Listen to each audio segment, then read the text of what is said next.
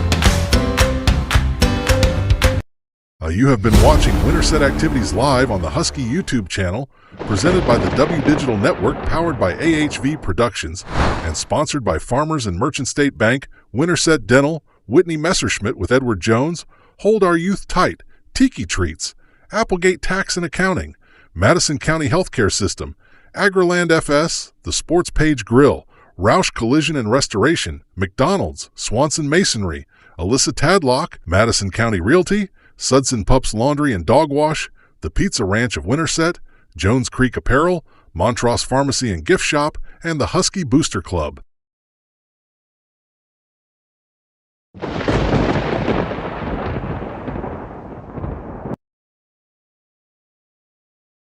Hello and welcome in everybody to this homecoming game for the Winterset Huskies.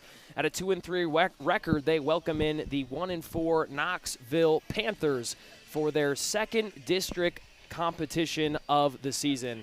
Welcome you all into Winterset. My name is Evan Wessling, joined alongside Jack Keller for tonight's game. And Jack, just kind of looking at last week for both of these teams, we'll start with the visitors because for them they got their first win of the season after really getting killed in their first 4 matchups. They get a decisive win over Sadell, 37-21. They're 1-0 in the district and trying to carry some momentum into Winterset here this evening. Yeah, it'll be interesting to see how good Knoxville is because Winterset's going to go up and play Sadell in a couple of weeks, and that's another key district game. So it's all about kind of gathering information for how good these teams are that you're going to have to play in your district. Yeah, and on the flip side, Winterset coming off of a loss to a very talented Nevada squad, 34-25. The final in that one, so Winterset currently 0-1 in the district. But, Jack, what was kind of your takeaways from Winterset's district opener? Yeah, I mean, Nevada's a really good team, and I was really impressed with the fight that Winterset had. They got down pretty big in the third quarter, and they didn't give up. They kept moving the ball. They kept getting in the end zone, and Carson Cook had a really nice game at the end of it. But they kind of had to abandon their offensive game plan because they got down. So I'll be interested to see what their offensive game plan is for tonight.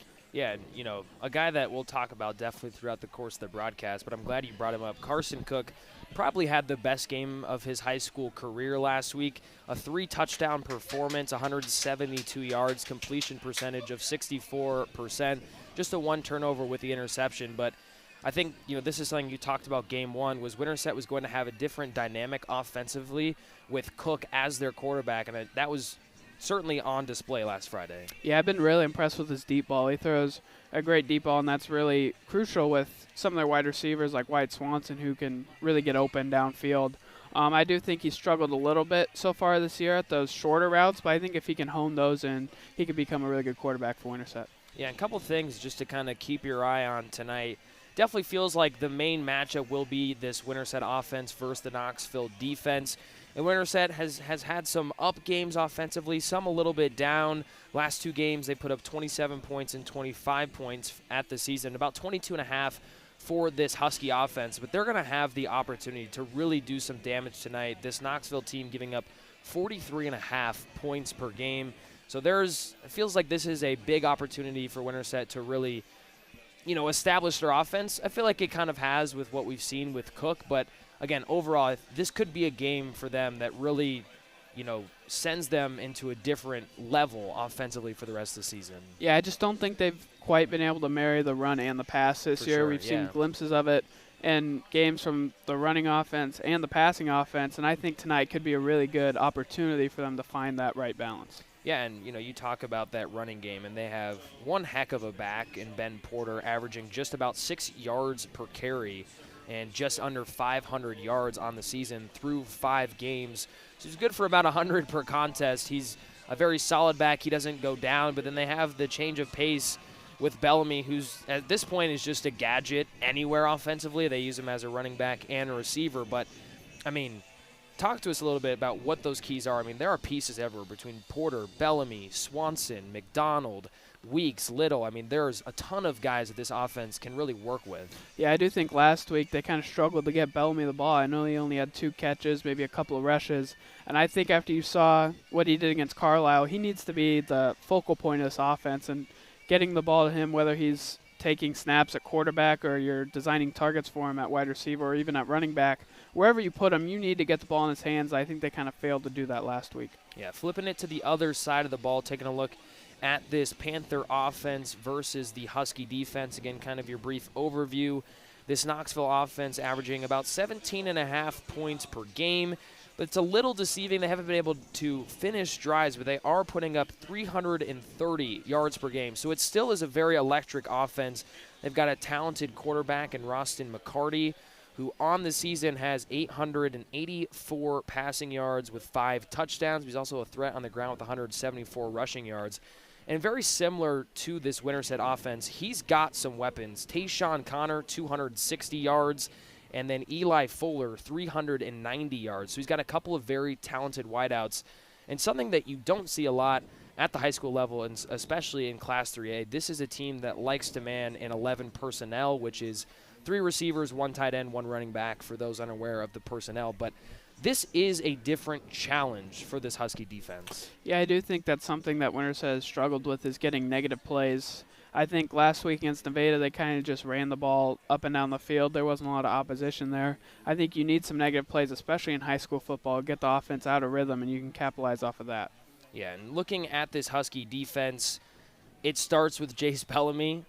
Just an unbelievable senior season here through 5 games. 66 total tackles is far and away the most here in Class 3A through 5 games. He's also 4th in interceptions and passes defended with 3 picks and 5 pass breakups. I mean, there's a lot to talk about defensively, but we've got to give him his flowers, and let's start with him. Yeah, obviously, I mean, he's the center of this defense.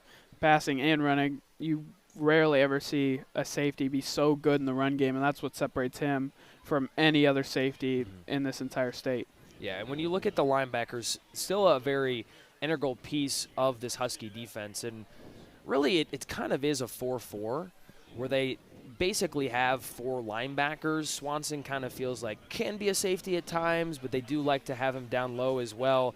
And but the 2 I wanted to focus on, Ben Porter, Crew Hockett, both with over 20 tackles on the season. How do these guys impact this Winterset defense? Yeah, I think we've seen Crew Hockett grow this year. I mean, it's his first year starting, and I think the entire defense, besides Jace Bellamy, it revolves around them, especially deciding on pass and running plays, what they believe is going to happen. So I think they really have to play through their linebackers. That's something that they did really good last year and something that they're kind of building on this year. They haven't got quite to that full potential that I think that they can get to. Yeah, and last thing for this Husky defense to really focus on, and you did touch on it when we kind of flipped the script and touched on these sides of the ball, but the Husky front has had some trouble this season, whether that's generating pressure, just kind of making those splash plays and tackles for loss and kind of getting teams behind the sticks. As a team, 14 tackles for loss with just 3 sacks. Is there any personal or specific player you think is a key to kind of unlocking something on the defensive line, or is it just an effort with all 4 guys? Well, so I think it's going to be tough. One of their top edge rushers, Jaden Lyon, he's going to be out for the rest of the year with a knee injury. So I'm curious to see how they replace him, and maybe someone can give them a spark. And you've just got to hope, especially on the D-line, you've just got to hope that your guy can win. And it's tough when you don't have the athletes that can do that. You just got to hope that you can mix and match and find the best way to get pressure on the quarterback and generate these negative plays. Is there anybody specifically that you think fills that role defensively at the edge spot? I don't know. I think it's just going to be who decides to step up. Sure. I don't think you can pinpoint one guy, especially on the D-line. There's so many different ways that each and every defensive lineman can impact the game. I think that any player there, maybe even Leo Kirkland at nose tackle, he's standout left tackle, but he's been playing a lot more defensive line this year. I think that he can disrupt some stuff up front. Absolutely. Well, that's what we've got for you right now for our pregame show. Got about 20 minutes until kickoff. We'll step aside here for a little bit, and when we come back, I think we'll be close to the marching band's performance. You're watching Winterset football here on the W Digital Network. Agriland FS is a financially strong and dependable cooperative rooted in more than 90 years of experience with our eye on tomorrow. With 28 locations across southern Iowa and northwest Missouri, and from the field to your home and all points in between, you can trust Agriland to be there when and where you need them. Call 515-462-5353 to learn more. Agriland FS, where loyalty and integrity still means something. Looking for a taste of paradise right here in Winterset, Iowa? Come chill at Tiki Treats, Iowa, your local spot for Hawaiian-themed treats. Dive into creamy Dole soft serve, refresh with our tropical snow, sip on fresh squeezed lemonade, and snack on warm buttery pretzel bites. It's a tropical getaway, no plane ticket required. Swing by Tiki Treats, Iowa today and treat yourself to a mini vacation in every bite. Remember when retirement meant just stopping work and slowing down? Well, nowadays it's about so much more. Today's retirees are embracing newfound freedom and exploring new interests. Edward Jones Financial Advisors are here to help you identify your priorities and goals and create a plan to achieve them. Call Whitney Messer-Smith at 515-468-6200 to schedule an appointment today. Edward Jones, member SIPC. Swanson Masonry specializes in foundation replacement throughout central Iowa. If your foundation is damaged, their experienced team can safely and efficiently remove your existing foundation and construct a new one. While foundation replacement can be an extensive undertaking, Swanson Masonry has the skills necessary to get the job done right. Let them put their expertise to work for you. Give them a call at 515-210-3463.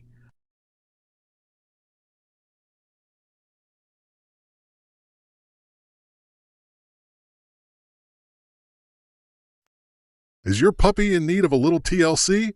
Bring them down to Suds and Pups for a complete spa treatment in the state-of-the-art pet wash, located next to Straight Shots Golf Simulator at 215 North 1st Avenue in Winterset. And don't forget, attached to the dog wash is Winterset's newest laundromat, open from 7 a.m. to 10 p.m. Stop by today.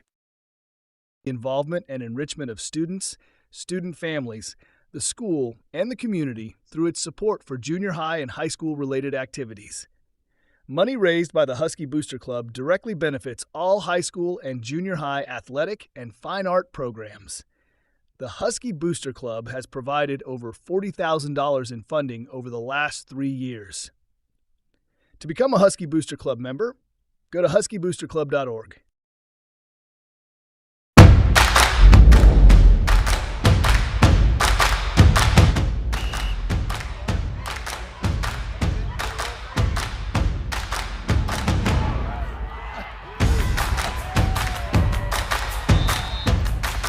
When you go home, you'll feel good about what you did, and you're doing it for the kids. If they don't have us, they don't have these games.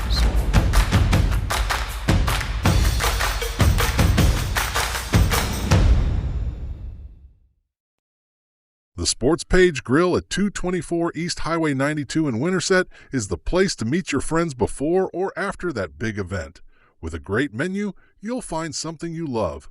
The Sports Page Grill can host or cater any special events you might have. Just call 515-462-4673. The Sports Page Grill. We'll see you there, and don't forget the Sports Page is the home of Husky Talk Live.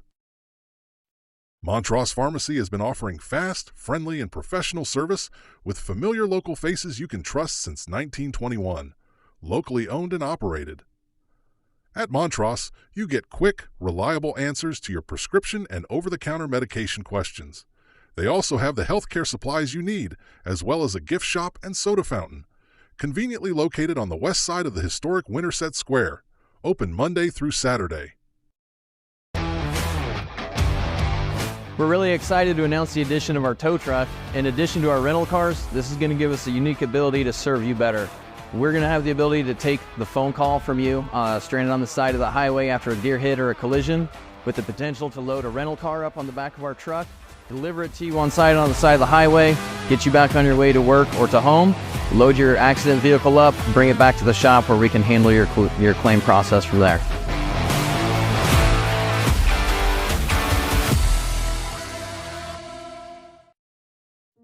At Madison County Healthcare System, you're not just another patient. You're part of our family. Our dedicated team of familiar faces is here to provide personalized care throughout your treatment journey. From family medicine to emergency care and more, we offer expert care close to home. Trust the faces you know for the care you need. Madison County Healthcare System, where every patient is family.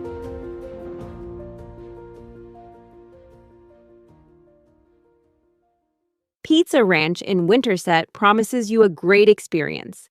You'll find a buffet full of your favorite pizzas, the country's best chicken, or just come for dessert. They have party rooms available for your next family gathering or fundraising event. Craving a night in? Pizza Ranch delivers. Order online or call. Open Monday through Sunday, 9 a.m. to 10 p.m. The Pizza Ranch at 1009 John Wayne Drive.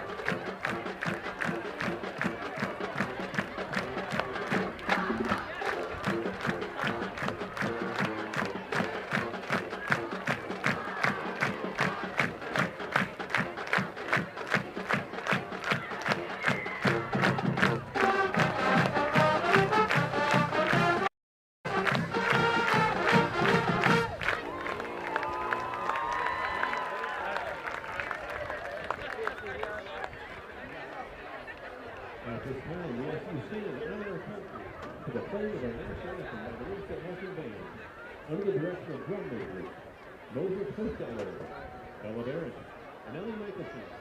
Colors this evening are being presented by the Veterans of Winterset American Legion Post 184.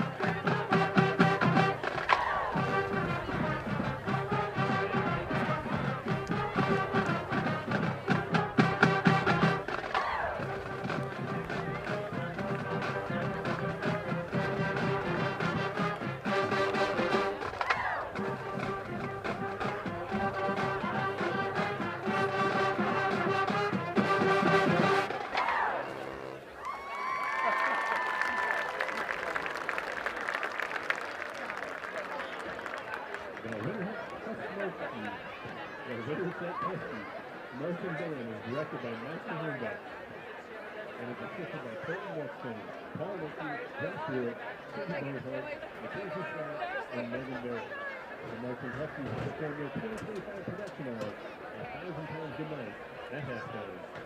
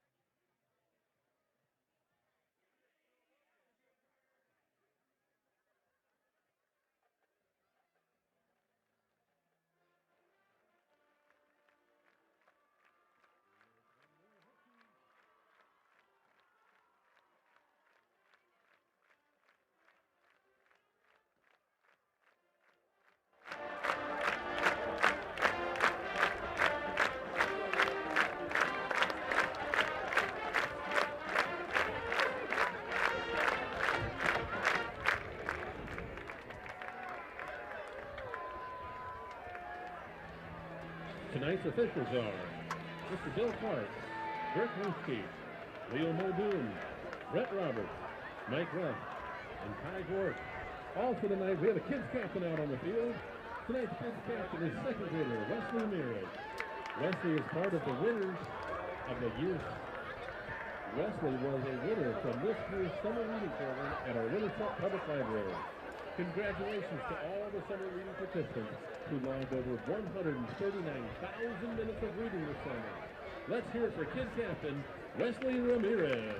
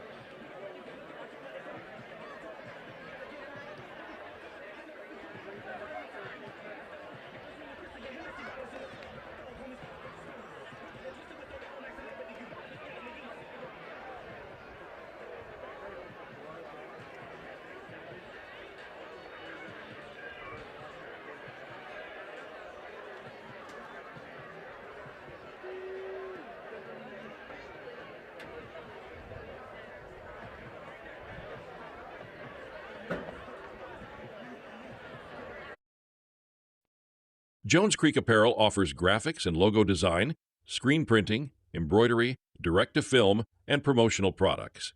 Proud supporters of Winterset Athletics. They are happy to work with any organization or individual, regardless of the order size. Open Monday through Friday, 8:30 a.m. to 5 p.m., and Saturday, 9 a.m. to noon. Give them a call at 515-462-4132 or visit their website, jonescreekapparel.com. Jones Creek Apparel. Integrity Financial Group is a financial services partnership with offices in central Iowa.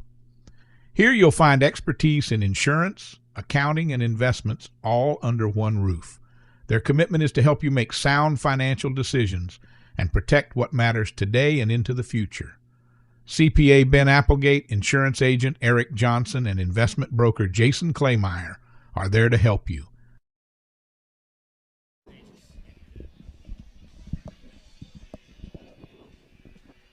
Welcome back, everybody, to Winterset. Got about a minute and a half until kickoff. Both teams waiting to get on the field. I'm pretty sure we've already had the coin toss. Didn't see the result, so we'll see where it's going, and I think Winterset will be getting the ball here as Wyatt Swanson goes back along with Jude Gurwell. And I think the hope for Winterset is Swanson gets a chance to return this one here. Reason we say that is last week Swanson had a 98-yard kick return touchdown against Nevada. It was a 2-touchdown performance for Swanson, one on special teams, one as a receiver. So we'll see if he gets a chance to make something happen with the ball in his hands. Take a look at the kicker here for Knoxville, Tommy Buddell. He is just 1 for 17 in terms of touchback, so more than likely at least one of the returners will get a chance here for Winterset. Again, Swanson, number 6 in black, Gurwell, number 5 in black.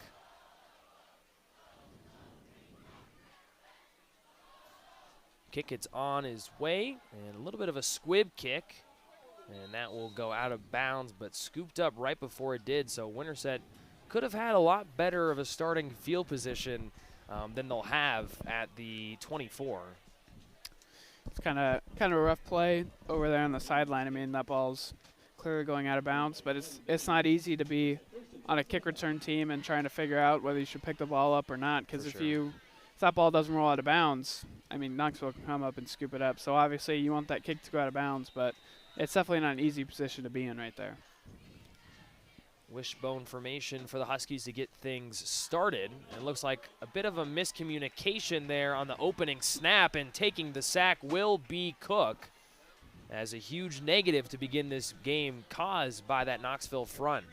Yeah, it appears there was supposed to be a fullback dive right up the middle, but just some miscommunication between Cook and the fullback there, and it leads to a huge negative play to start the game. And that's clearly not how Coach Sweeney wanted to start this opening drive. Yeah, splash plays kind of absent for both of these teams. 15 tackles for loss and just 5 sacks for the Panthers. Cook swings it out to Swanson and picks up just about the first down. I think they say he stepped out actually right at the marker. It looks like he's going to have enough for the first down, waiting on the signal, and that will be a first. And that's a guy you want to design touches for. That's exactly what they did there. Yeah, I think that's something that they've kind of struggled with this year, is just designing touches for Wyatt Swanson. Even though he had 2 touchdowns last week, he only had 3 touches. You just have to find ways to get him the ball, and just a short little stick right there to get him the ball and have a blocker in front of him is a great way to do that.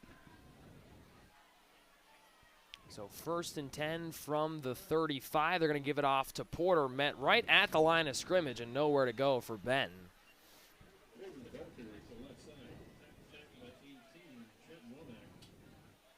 Just not a lot of room right there on the left side, as Porter was met by about 2 or 3 Panthers before, I mean, he could go anywhere. Just not a lot of really anything that Porter could do there. You've got to focus on that left side of the offensive line, and hopefully that they can start to play better. I mean, not that they haven't played well, but you're going to need this offensive line to play well to get this running game going. For sure.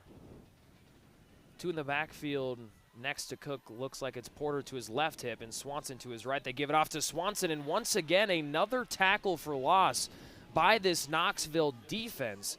That was number 18, Trenton Womack, getting the TFL. That's going to be his 4th on the season, and without Grant DeMoss, their top defensive lineman, one of their edge rushers, Womack will be in a position to be that lead guy tonight for Knoxville. I don't know if we've seen Winterset use Swanson out of the backfield really at all this year, and right there just nowhere for him to go again, just like that play before. So 3rd and long for the Huskies, 3rd and 14. Time for Cook, steps up, he's going to run, split some defenders, and is brought down and finally by Jackson Clark after a pickup of 5 or 6. And it will be a punt for this Husky offense. They get that 1 first down to Swanson, but really not a lot of positives off that drive. You had the miscommunication on the opening handoff that turned into the sack. Obviously the big play to Swanson, but then no gain, tackle for loss, and a scramble for 6 yards by Cook is all Winterset gets in their opening drive.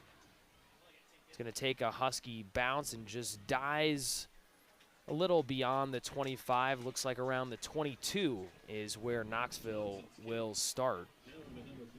Really good punt there from Wyatt Swanson to flip the field. Looks like about a 40-yard punt there, and that's exactly what you need after kind of stalling out on offense, kind of a miscombobulated start. Yeah. Just be able to flip the field. Now Knoxville's got to go all the way down if they want to score. Yeah. Just those little things in the game that make a huge difference. So like we said, this Knoxville team will run a lot of 3 receiver sets, pistol formation, 2 to the near side of the field, 1 at the top of your screen. Actually 2. Drop back, and it's a quick, easy button, but dropped by Eli Fuller, their top wideout.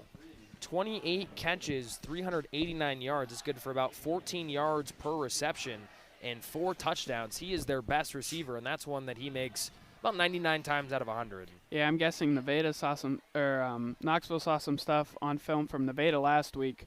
They were just running a lot of short routes, and Winterset was giving them up, and then they were kind of struggling to tackle. So I'm guessing that might be one of their biggest things going into this game is just trying to find those short routes. But if you're dropping them, you get behind the sticks, you can't exactly do that. So 2nd and 10 after the incompletion. It's an RPO, and tackled after the catch. Mitt Risson, the sophomore wideout, makes the grab. 8th catch of the season for him. 5'10" body at the X receiver spot. It's going to be a little over 90 yards now on the season. And it will be 3rd and 3 here for Knoxville on their opening drive.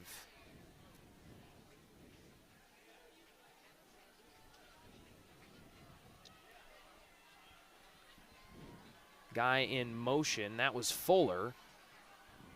And that is a broken up. Looks like it was going to be a catch, but nice job from Jude Gurwell to close down on that. And kind of just not great first drives for either team. I mean, Knoxville, a drop, and that probably is one that you'd like to come down with if you're Knoxville. Again, nice job by Gurwell, but nonetheless. Yeah, that was a really good play by Gurwell to break that one up after a Knoxville wide receiver was able to just find a soft spot in that zone.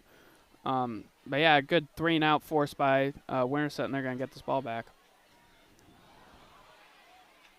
Getting that eventually is Weeks, and now he's got some room up to midfield. Here goes Daxon Weeks. There's a flag on the play, and the grass monster trips him up. But we'll see what happens here. Likely coming back at some capacity here for Winterset.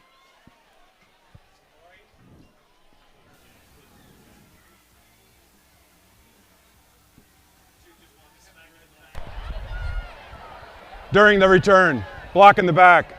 Return team number 69. It's a 10-yard penalty from the spot of the foul. First down, Winterset. So block in the back takes away some of that good field position for Winterset, but they'll still be in a good spot at their own 44-yard line.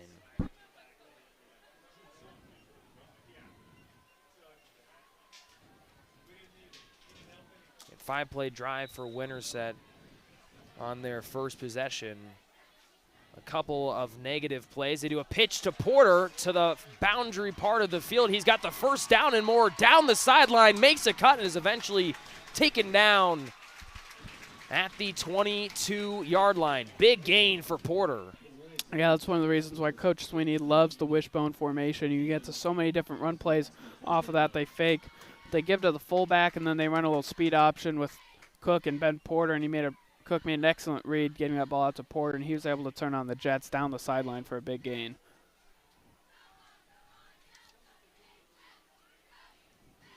So Winterset in business here just outside the red zone. They get it off to Swanson, another design touch for him on the screen. Fights his way forward for a couple on first down. Yeah, you wonder if with 2 of those plays in the first 2 drives, you wonder if that's something that Winterset did see on film, that they can get that ball short to Swanson and give him room to get yards after the catch. And both the times, they've gone for pretty positive gains. 6-yard completion to Swanson. Once again, 2 guys in the backfield for the Huskies. They give it off to Porter. And fighting his way forward, still on his feet, going towards the end zone. And he's in. Angry run from Ben Porter for the Husky touchdown. Yeah, we saw just how complete of a back Ben Porter was on that drive. As a few plays before, he's able to use the speed to get down the sideline right there. I mean, just a great job to maintain his balance to get into the end zone. And like you said, just an absolute angry run from him to get into the end zone. Kyle Brandt would be proud. For those familiar with one of the stars on Good Morning Football, does the weekly angry run. He's got a scepter that he hands out to the player with the angriest run of the week in the NFL, and Ben Porter would be a candidate if he was up in the league. PAT on its way there from Swanson. Splits the uprights, and Winterset jumps out to an early 7-0 lead here in the first.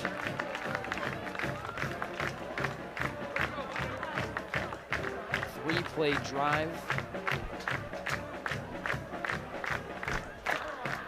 Three-play drive for the Huskies there, and it was essentially all Ben Porter. Had a 30 to 40-yard run on that option play that he took down the far sideline. He had the quick screen pass to Swanson, and then Porter a 19-yard touchdown to close it out for the Huskies. And I think something that you talked about specifically, Jack, at the beginning of this broadcast was finding a way to really marry the pass and the run, and so far the run is checking those boxes here at the gates. Yeah, and they've used the pass in creative ways too. You don't have to just throw the ball down the field. You can get it short to your big playmaker in Wyatt Swanson and just let him work with the ball in his hands. So that's exactly what I've wanted to see out of these first two drives from the Huskies. 3 plays, 56 yards. And it's basically all Ben Porter with the exception of 6 of those yards. So 50 yards on the ground for Porter to give Winterset the lead here in the first. That one rolling back towards the pylon, but it goes out just before it can reach it. And Knoxville will have some good field position here for their second drive. That was really close to a really good kick from Swanson. As if the goal there is to get it to die before it goes into the end zone or out of bounds. He was really close, but you can just see how good of a leg Swanson does have on that.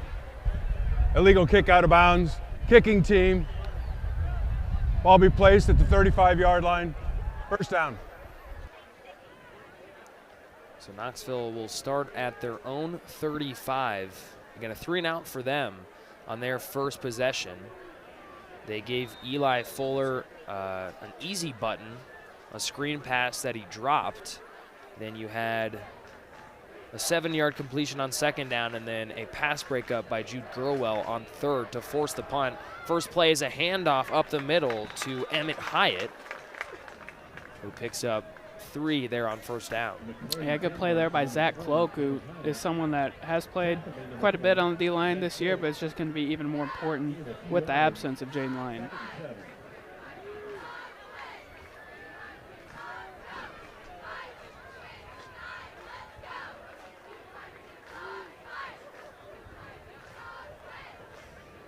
Man in motion, that's Davis for Knoxville. And they do a pass play, and it is intercepted. Jude Gurwell, a pass breakup on third last drive, and now he picks it off here on the second. Yeah, very good play there by Jude Gurwell, and that's just a rough read from the quarterback as that slant route was not open, but a really nice play by Jude Gurwell, and like we talked about, Winterset needed negative plays on defense, and that's exactly what they got right there. So a great start here for this Winterset defense, a 3-and-out and then an interception. And this Husky offense will start in plus territory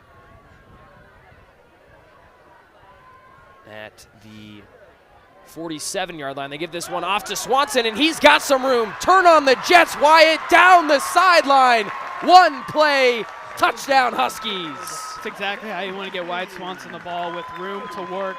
And as he got that ball on the outside, a great block from Ben Porter, and Wyatt Swanson was able to just go the distance, and that is exactly what his speed can do on a football game. 47-yard touchdown run for Wyatt Swanson. And Winterset is cooking with gas here early.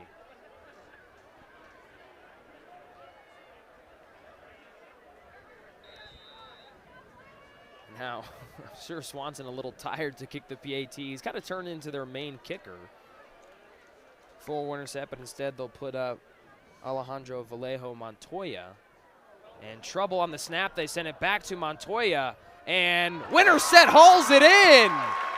It's that kind of night early for the Huskies, who are going to lead it 15-0.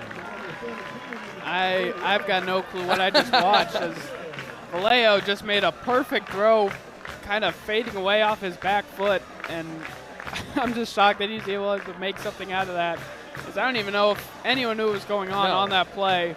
But like you said, just that kind of night for Winterset, and just a great start to this game. Hey, kickers are athletes too. Put some respect on them. That was a throw. It was a good throw. I mean, that was under pressure. That was a perfect tight throw window off his throw. Back foot.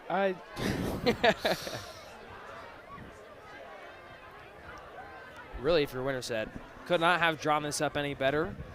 You know, Coach Sweeney would probably tell you you would like a better first drive, but hard to complain about a 15-point advantage about halfway through this first quarter.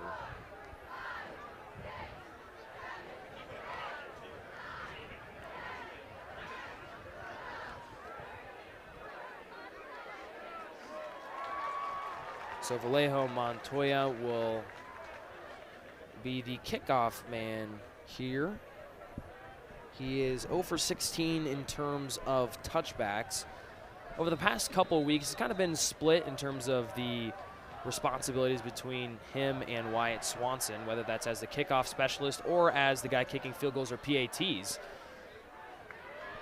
That's Fuller on the return, and Winterset will bring him down a little past the 30-yard line.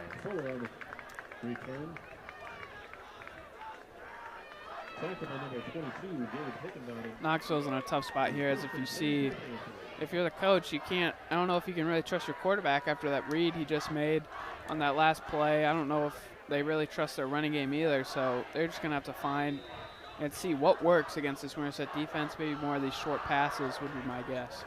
Yeah, they're still a relatively balanced football team, 199 passing yards per game to 131 on the ground. So they can really do it in both spots. It's going to be a quarterback keeper for McCarty, who goes to the far sideline and is taken down after a gain of what looks like 1 or 2 on first down.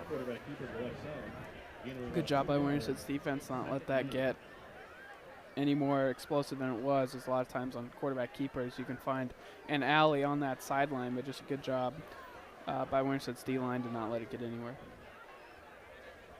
We talked about it earlier, but this, really both sides of the ball, we're going to have the opportunity to make a statement here tonight. The Knoxville defense allowing 43.5 points per game. Winterset with 15 here out of the gates. And now their defense trying to shut down this offense as well. They do the same exact play to McCarty, and this will make it third and very manageable here, about 3rd and 3 yards here for the Panther offense. Yeah, like you said, just the exact same play, but now Winterset's getting in a 3rd down here on their first set of downs of this drive, and that's exactly what you want if you're Winterset's defense, putting them in pressure situations and hoping that your defense can come up with a play here. It'll be 3rd and 2 here for Knoxville. Hyatt in the backfield. Their leading rusher, 265 yards coming into today's game. Had a 164-yard, 4-touchdown performance in their win against Sadell last week. It's a pass zipped, and it's intercepted once again. This time it is, believe, Jace Bellamy. And Knoxville cannot get him to the ground, and that was Bellamy. Interception number 4 for the defensive star for the Huskies. I mean, just another rough read there as that ball was thrown in a double coverage, but, I mean, Jace Bellamy is just all over the field at all times. That's exactly what he can do for this defense, as Winterset's getting the ball right back with all the momentum in this football game. A very tough start for this Panther offense. They have run 8 plays now. They do not have a first down, and they've turned it over twice. And we've still got a little under 5 to go here in the first. Cook drops back, and it's a slant to Weeks. An explosive play on first down. And Winterset is past the 35-yard line of Knoxville. Yeah, we've seen Weeks emerge as Cook's favorite target in the past few weeks. He had 6 receptions. Last week led the team by far, and he's just been a really good asset for this team. Now an injury for the Huskies, and that might be Weeks.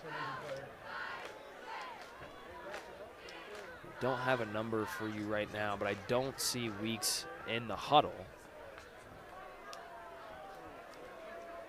So we'll try to get you an exact on who that is. But like I said, Weeks has become a bigger part of this offense. On the season for Weeks, he entered with 15 receptions for 129 yards. That right there was a gain of 18 on first down, a quick slant.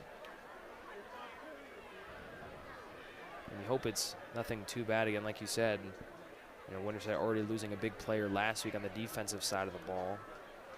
And it is Daxon Weeks, and able to get up to his feet. So positive sign there as he makes his way to the sideline.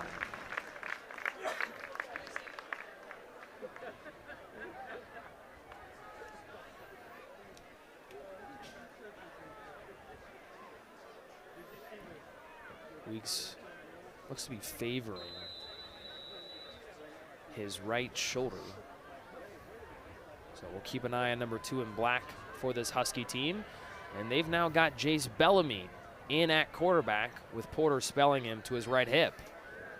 He'll keep it himself, and there goes Jace Bellamy, shot out of a cannon, and picks up a first and more into the red zone. Yeah, like you said, shot out of a cannon. It didn't take long for him to get to top speed right there. As soon as he got the ball, faked it to Porter, he was absolutely gone and just picking up a quick 20 yards in just a matter of seconds. And that is what Jace Bellamy can give you at quarterback. He's just so explosive in every facet of the game. 20-yard pickup for Jace Bellamy there on first down. Winterset at the 15-yard line of Knoxville. Cook gives it off to Porter, and he is hardly touched, walking in for his second touchdown. Ben Porter from 13 yards out. Yeah, great blocking from the entirety of the offensive line right there as Porter basically went untouched into the end zone, and Winterset has just started to build on this lead, and it's becoming a pretty big lead for Knoxville to overcome here. Yeah, without question, the most cushion for this Winterset team here all season. They played a very tight game, their last one here at home against Carlisle. They won 27-23, and they only lost by 9 to Nevada. Had a 1-point win over Creston on the road, but then fell by 25 to ADM in their season opener, and then lost by 23 at Van Meter. But this is the first time they have been able to be on the opposite side of a not-so-pretty score. I mean, yeah, it's just they have all the momentum right now, and you can just see the athletes that Winterset has on both sides of the ball, especially with White Swanson, Jace Bellamy, just how quick they are. And then when you can give it to a back like Ben Porter, that's just such a physical runner, it can really be taxing on a defense. 20-0. 4:10 left here in the first. And I think without question the defense provided the initial spark for Winterset after a not-so-good first drive for the Huskies where they were sacked and then had a tackle for loss along with a run for no gain. They had 5 plays and punted, with just one positive being an 18-yard reception for Wyatt Swanson on a screen. After that 3-and-out, they had a 3-play drive that was capped off by a 19-yard touchdown for Ben Porter. Interception into a 47-yard touchdown run, and looks like it will be a touchback called. That is a call, but yeah, again, Winterset has been moving very quickly after that 3-and-out. 3 plays, 1 play, 3 plays. Exactly what you want to see. Yeah, I mean, they really haven't had a chance to set up the pass at all. Their running game has just been so explosive, and if you don't need to pass the ball, there's no reason to.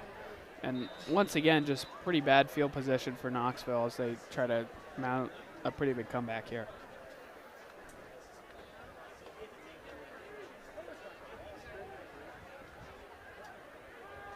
Handoff goes to Hyatt. And a good run on first down. Gets about half of the needed yardage. Yeah, it's been explosives galore here for Winterset. 31-yard carry for Porter, 19-yard carry.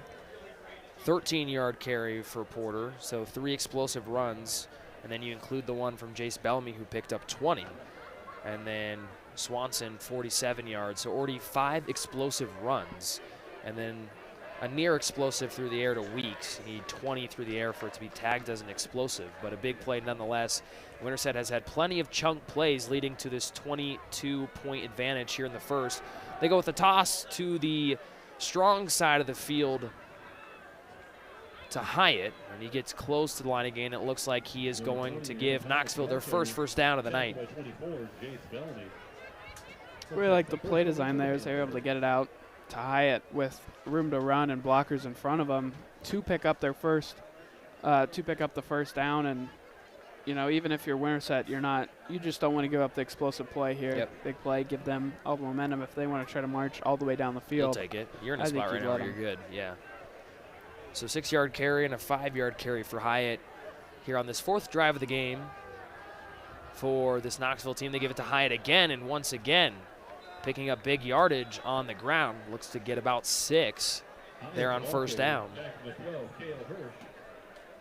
Yeah, it looks like Knoxville is targeting this depleted Winterset defensive line, and you wonder, is that something that teams going forward are also going to look to take advantage of? And it's just limiting that. You know, you're not going to probably get great play from your defensive line, but if you can get good enough to where teams just can't run all over you and have all day to throw, that you'll take that.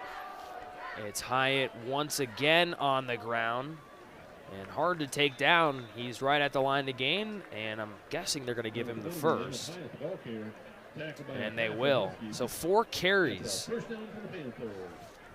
on this drive for Emmett Hyatt. 6 yards, 5 yards, 5 yards, and another 5.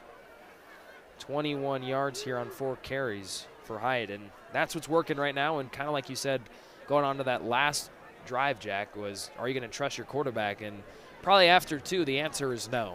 Yeah, they're 2 pretty rough reads and something that no coach wants to see out of the quarterback, but you're going to have to build confidence in him for the rest of this game. Hyatt gets a breather, and it's Jackson Clark who takes the handoff, gets a couple on first.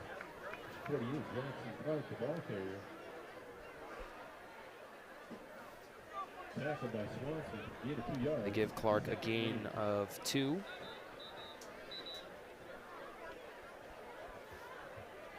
Whistle being blown. Not sure if they're telling Jackson Clark to leave the field for some reason, so Hyatt will come back in. The head referee had him go out of the game, so not sure what happened there with Clark. But it's Emmett Hyatt back in, who's got 21 yards here on this drive. Again, no first downs on the first 3 drives for this Panther offense. 8 total plays, 2 turnovers. Now they've got 2 first downs, and there's Fuller, who makes a man miss and gang tackled past the 50-yard line. Was a flag on the play. Flag was thrown right away, so it's probably some sort of procedure, whether it's offsides or illegal formation from the offense.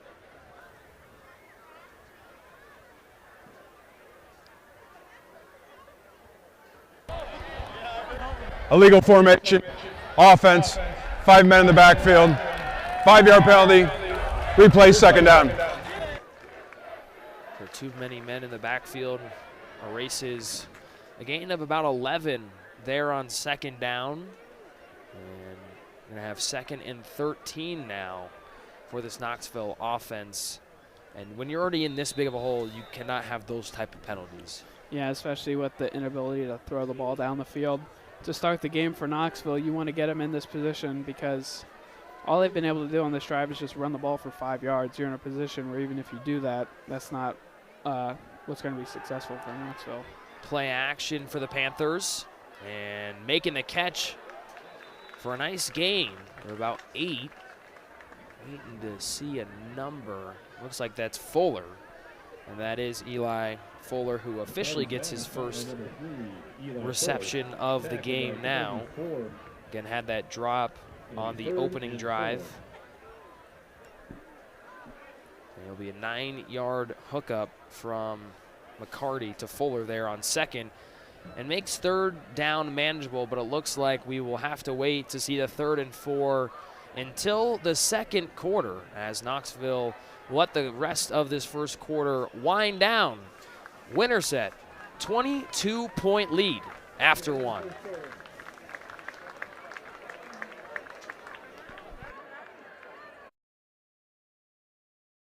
The Sports Page Grill at 224 East Highway 92 in Winterset is the place to meet your friends before or after that big event. With a great menu, you'll find something you love. The Sports Page Grill can host or cater any special events you might have. Just call 515-462-4673. The Sports Page Grill. We'll see you there, and don't forget the Sports Page is the home of Husky Talk Live. Is your puppy in need of a little TLC? Bring them down to Suds and Pups for a complete spa treatment in the state-of-the-art pet wash. Located next to Straight Shots Golf Simulator at 215 North 1st Avenue in Winterset. And don't forget, attached to the dog wash is Winterset's newest laundromat, open from 7 a.m. to 10 p.m. Stop by today.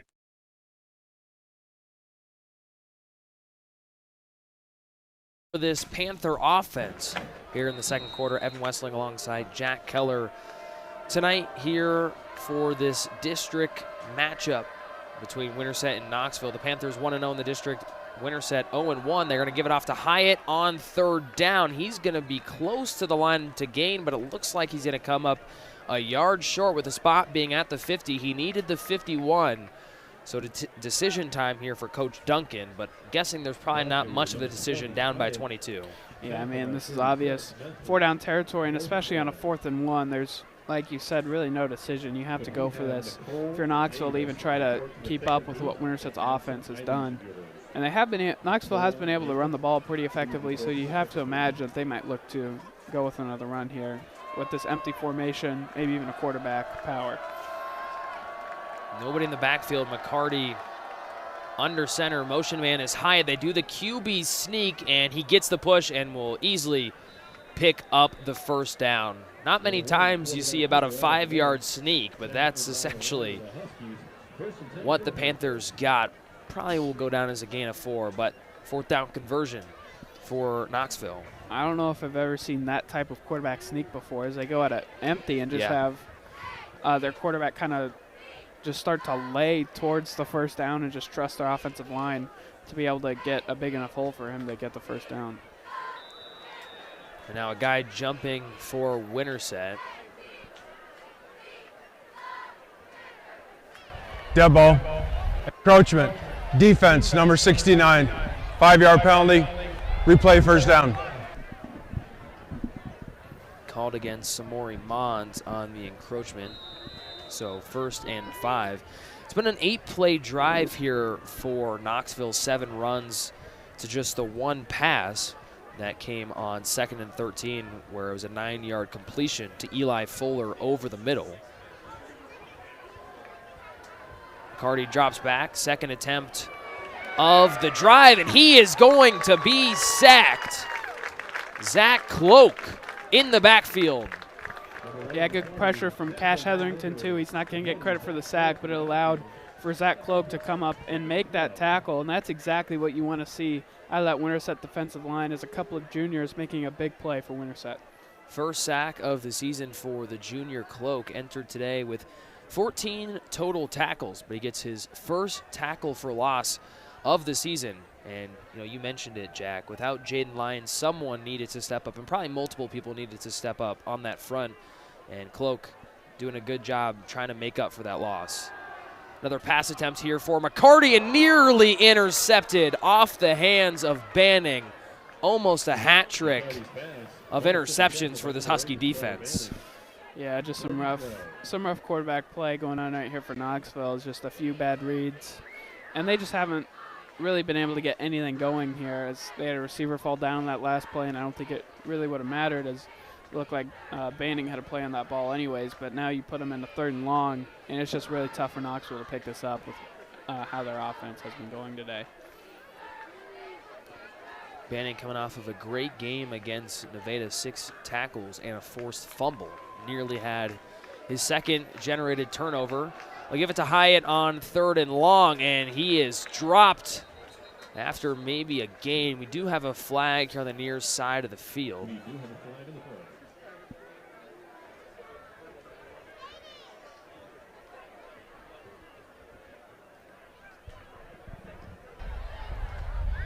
Illegal formation, offense, 5-man in the backfield, penalties decline, 4th down. Winterset will decline the second illegal formation penalty of the drive. We get a 1-yard gain to Hyatt there on 3rd, but that will be the end of the drive. Punt coming for Knoxville.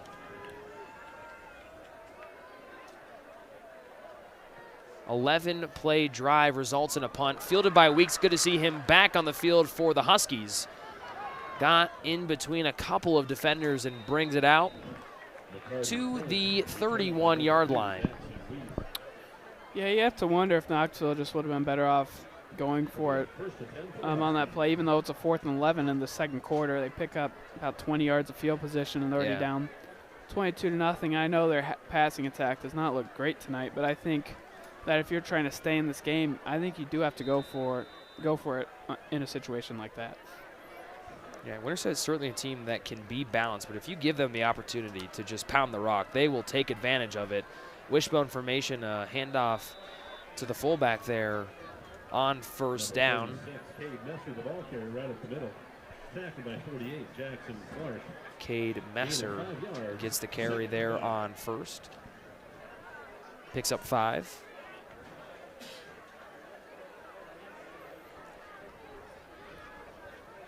Winterset going to stay in that wishbone formation, so could see a lot of handoffs here. Fumbled the snap. The ball is loose.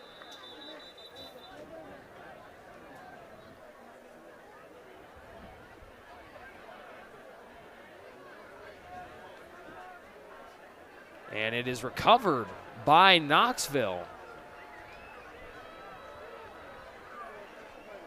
So a big slip up there for Winterset. That keeps the door open for Knoxville. There's a botch on the exchange. So fumble probably gets charged to Cook.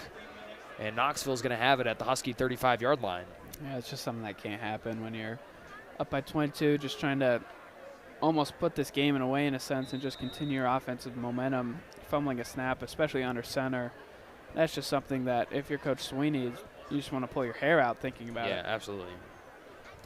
Best starting position of the night here for Knoxville, and without question, they're going to have to find a way to cash this one in for 6 to stay in this ball game. Down by 22. McCarty drop back, goes to the near side, and Koppa tackled right away by Gurwell. Reception made by Higginbotham. Higginbotham kind of another one of those positionless players. He's actually the backup quarterback for Knoxville if they ever need anything. Should something happen to Roston McCarty. So he's attempted 9 passes on the season, but he also has 80 yards on the ground over 16 carries, and that is his second reception of the season. First one went for 4 yards. Now he's 9 yards total after the 5-yard pickup there on 1st. McCarty tripped up, but still alive, and knocked down short of the 1st down. Yeah, you're seeing Knoxville just trying anything to get this offense going, and McCarty's legs have been a strong point of this offense so far today, but you're going to have to throw the ball eventually. If you're Knoxville down 22 already, you're going to have to get this passing attack going. I think you saw in the last play to Higginbotham, I mean, just a short pass. That's probably going to be their best bet going forward, but on 3rd and 3, I'd look for maybe a run because they've been able to run the ball pretty effectively, especially at picking up 3 yards. Certainly 4-down territory as well for Knoxville, so feel like a run is highly likely, even if they don't pick up the first. They do give it to Hyatt, and nice job by that Winterset front. No gain on 3rd down. It's going to be 4th and 3 coming up. Yeah, obviously Knoxville's going to have to go for this unless their kicker has an incredible leg. Yeah, the long on the season for them, 27 yards, so certainly out of field goal range here at the 29-yard line of Winterset. Would be about a 46-yard field goal, 46-47.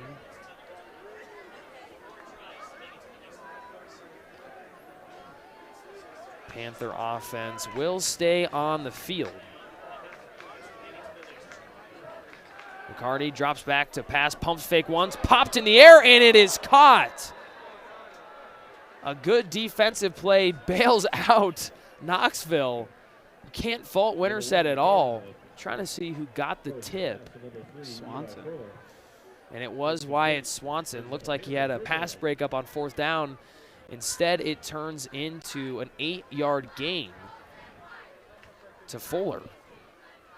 And if you're Knoxville, you need those kind of breaks right now. Drop back once again for McCarty. Straight out route. It's Fuller again, who's going to get close to the 1st down yardage. And Winterset signaling that they have the football, but likely Fuller down by contact.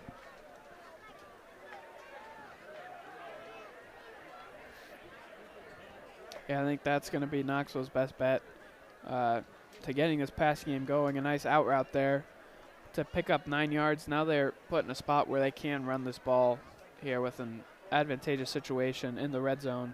And this is where Winterset's defense really needs to step up and stop the run. Back-to-back 8-yard completions to Eli Fuller. They hand it off to Hyatt, bouncing it to the near side of the field. He's got a lane, and he's got a touchdown. Good cut there from Emmett Hyatt, who cashes in on the Husky fumble. Yeah, it's a really nice play there by Emmett Hyatt to get outside and really get in that spot where he could get to the end zone right there. He decided that running up the middle was not going to put him in a good situation, and now Knoxville was able to capitalize off of that Winterset fumble, and that's why you just can't live with that if you're Winterset. You can't be fumbling the ball on the snap when you're already up 22-0 and just letting Knoxville back into the game.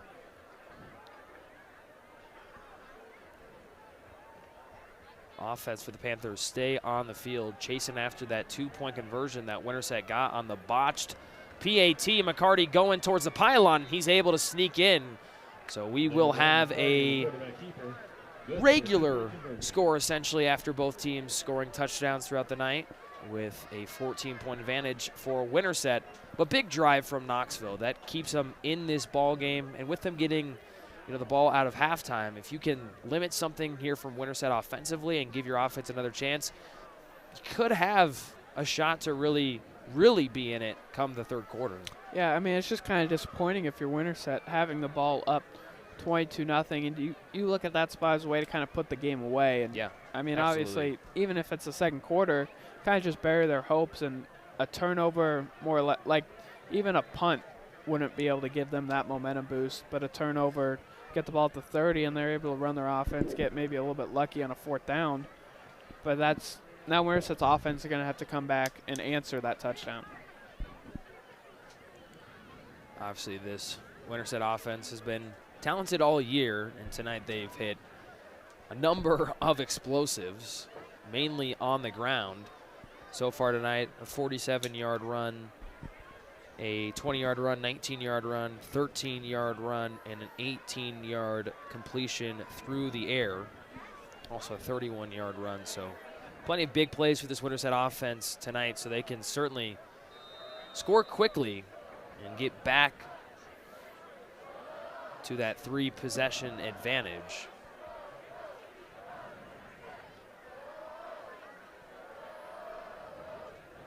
Weeks and Gurwell back to return, and it's going to be fielded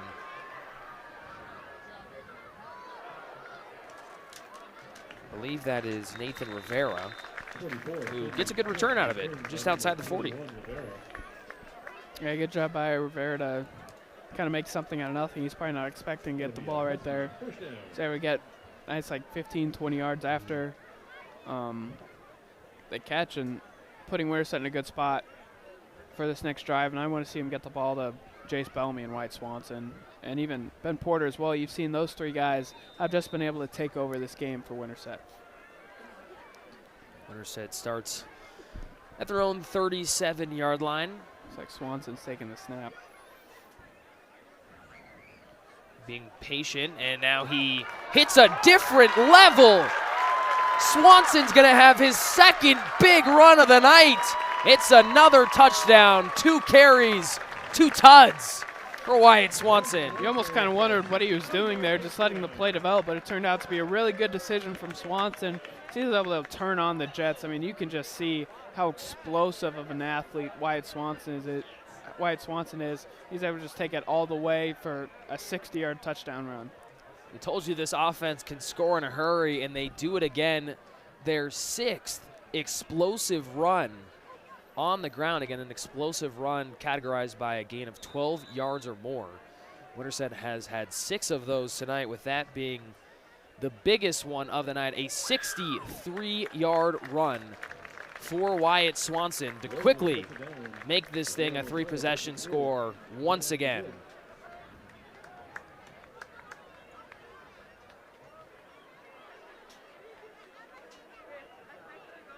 So one play, 63 yards for Wyatt Swanson. Again, we told you last week a multi-touchdown performance. Different story here tonight in terms of how he's gotten them. Again, it was a 98-yard kick return touchdown and then a touchdown through the air. But now tonight, he's gotten a couple of carries, 63-yard touchdown, 47-yard touchdown, and he's been everywhere. You know, a couple weeks ago, it was the Jace Bellamy show, and looks like his buddy Wyatt Swanson is stealing his thunder and making homecoming night about him. I mean, yeah, you've just seen Coach Sweeney's done a really good job tonight of being able to get the ball in the hands of his playmakers, whether it's, like I've talked about, Bellamy, Swanson, or Porter, and we've seen all 3 of them make an impact on this game, and especially in the running game. They haven't even had to throw the ball really at all tonight. Kickoff taken back from the 20-yard line, getting through a defender. Return man brought down a little past the 30-yard line. Good field position here to start off this drive for Knoxville. He's going to have to put together another drive. And, you know, we were talking about it. They were in a good spot. If you could get a stop, get the ball back with plenty of time in the ball at a half, they really had a chance to make this game flip on its head and really be in it come the third quarter. But Winterset, you know, really smoked that out and put an end to that right away. So they're going to have to find a way to definitely get a touchdown here on this drive once again. Fuller comes in motion. Thought Hyatt jumped maybe a little bit early. They don't call anything. And it doesn't matter. He doesn't get really anything. Number 20, Hyatt, the ball carrier. Tackled by number 27, Drew Hockett. Yeah, Knoxville was able to score on that last possession, but I think that was mostly because they had such great field position. I mean, like we talked about, they might have got even a little bit lucky as well, so it's going to be tough for them to go the whole length of the field here. Another Husky down. Looks to be number... Tyson Huff. He struggled with a leg injury already, so you just hope that he didn't injure that same one.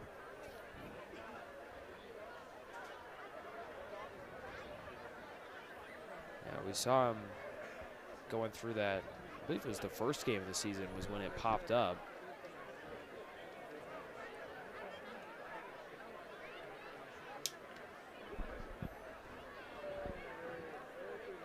It's looking up, though, in between the kickoff and that play. I didn't have any rushing stats written down for Swanson. I didn't know if he had had any carries. He did. 1 carry on the season for 22 yards coming into tonight. So not bad that you've had 3 carries on the season, 1 for 22, 47, and 63.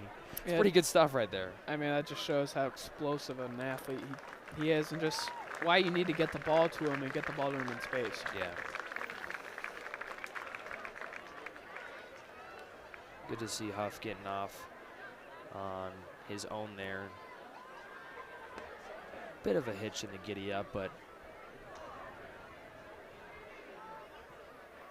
looks to be on the better end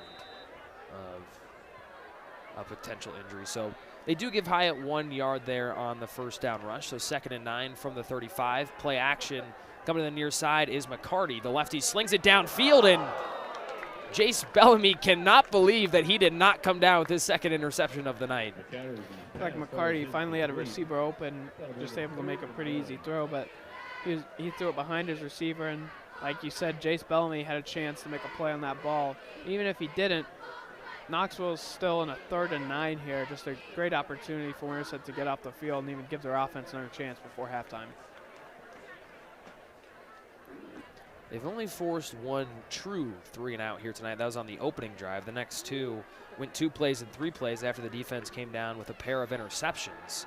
Drop back for McCarty, slinging it down the sideline and way overshot his man, Eli Fuller.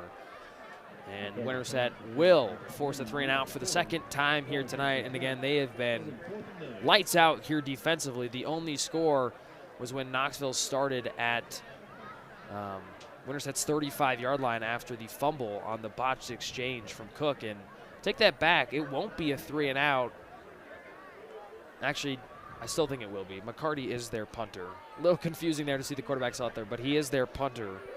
12 punts on the season, 35-yard average per punt. And he boots that one, nearly blocked. So that was Jace Bellamy, almost blocked it as well. Weeks gets it at the 25. And quick north and south movement from him up to the 39-yard line. About a 14-yard return for Daxon Weeks. And Winterset will start at their own 39-yard line with a chance to make this a 4-score game before going into the break.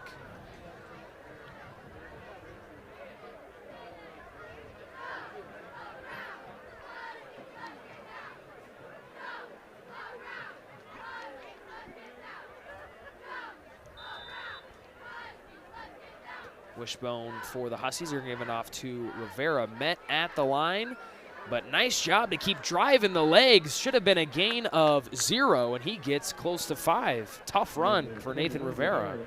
Yeah, we haven't seen a lot of Rivera this year, but when we have seen him, I think he's shown a lot of promise in a way that he can be a pretty good backup running back. And if you need to give Porter a break, even if you don't want to give it to Bellamy or Swanson, you still can give it to Rivera, and he can give you a nice run. They do give him 5 on first down. Drop back for Cook, scanning. He's going to take it himself, a lane. A big run for Carson Cook, who's down the sideline, juking inside and taken down inside the 20. Another explosive run on the ground, and this time it comes from the Husky quarterback. Yeah, we haven't seen Carson Cook really use his legs all that much this year. Right there, I don't even think that was a design run. He just saw a lane. He stepped up in the pocket. And you saw a pretty good burst from Carson Cook that you really haven't seen all year long. And like you said, just another Winterset player that's able to use their legs to create a big advantage. Now it looks like Bellamy has come in at quarterback. Bellamy's going to keep it himself. Took a look at Swanson. Now breaks it to the outside. Got one man to beat. It's a touchdown for Jace Bellamy, his second of the night on his second carry of the night. Him and Swanson both have 2 carries, 2 touchdowns. Winterset scores in 3 plays. Yeah, I mean, that's just how special of an athlete Jace Bellamy is. It looked so easy for him to just walk into the end zone there.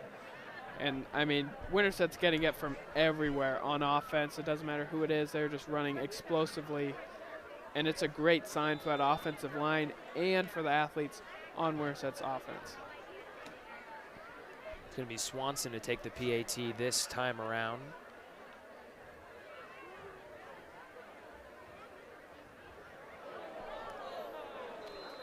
And that one will not get there.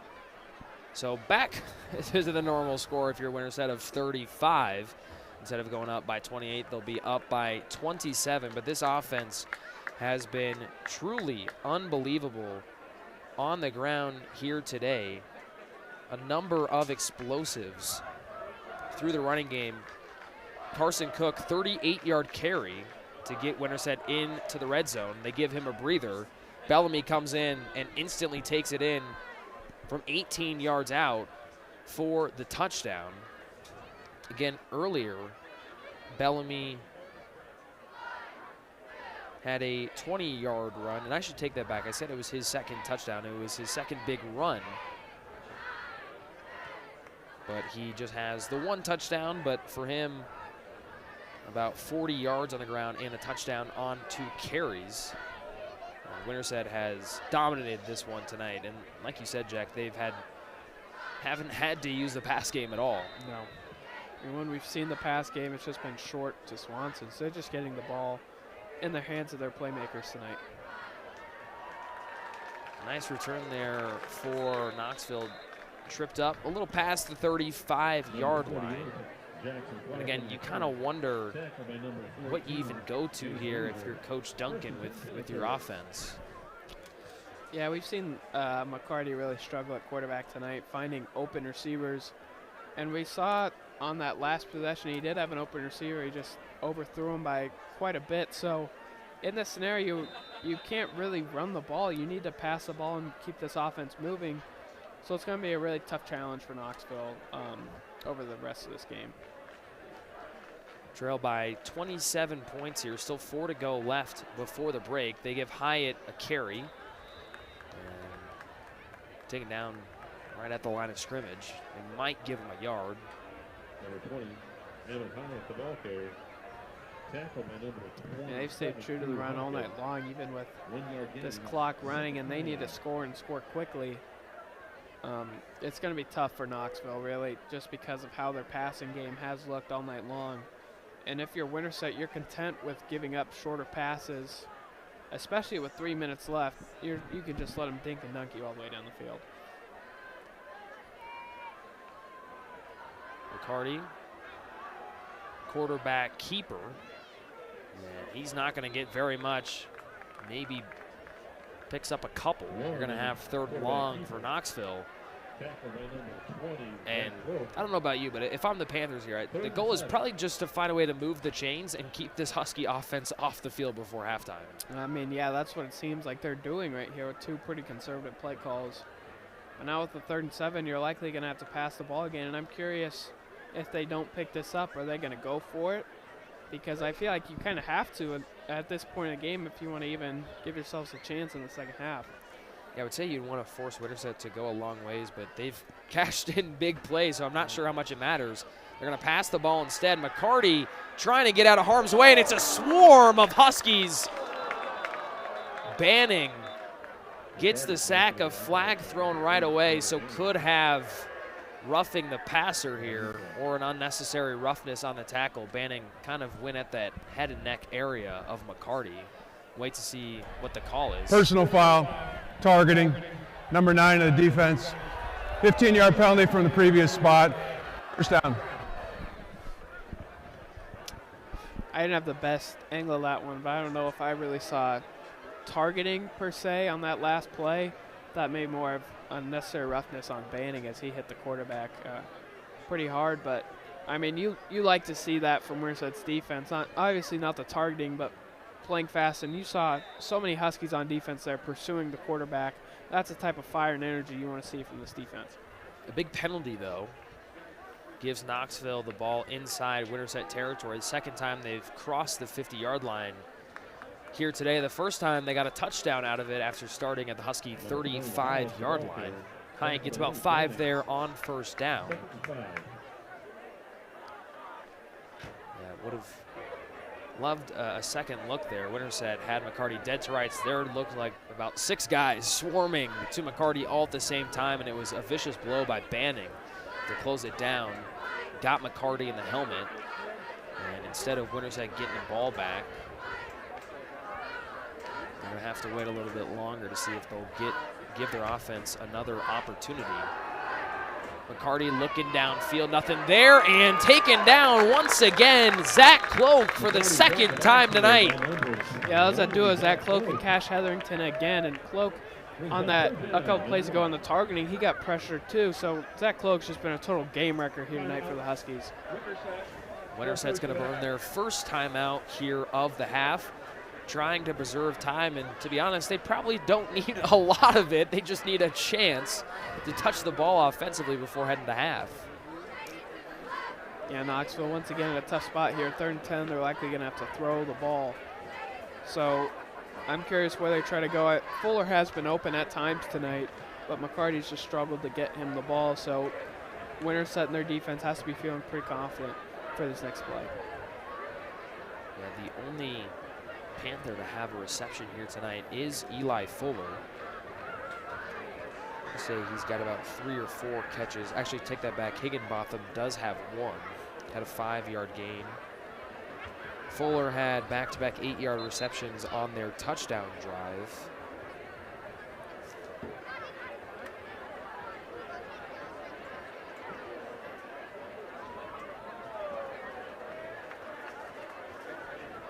And then he had a 9-yard reception earlier on an 11-play drive that ended in a punt. So he's been their guy through the air. Haven't seen Tayshawn Connor, who's the second part of a great passing attack. 260 yards for the other receiver. McCarty's scanning, slings it downfield, and that one is picked off. The third interception for Winterset. There goes Daxton Weeks down the sideline, gets past one man. He's got one behind him, and he breaks the tackle for the pick six. Daxton Weeks to the house. Well, you can talk about the pass and what Weeks did to get the ball, but once he had the ball, you saw the burst, and he was able to break a tackle. He's not all that big of a kid, but a great job as he just would not go down. He wanted that pick six, and Winterset is just blowing this game out of the water. 55-yard pick six for Daxton Weeks. Just an impressive job to get out of the tackle attempt by Clark, and it's a tough tackle to beat. Jackson Clark is the best defensive player for Knoxville, leads the team with just under 50 tackles entering tonight's game. So that's a very, very impressive broken tackle to cap off the pick six. And, I mean, man, what a half for these Huskies. 42 points. They have been phenomenal in all phases of the game here tonight.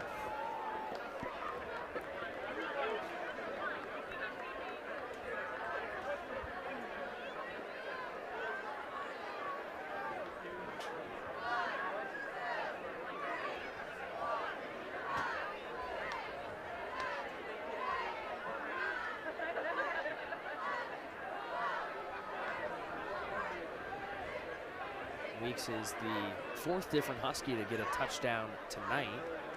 Porter's got a couple, Swanson's got a couple, Bellamy's got one, and now Weeks with one.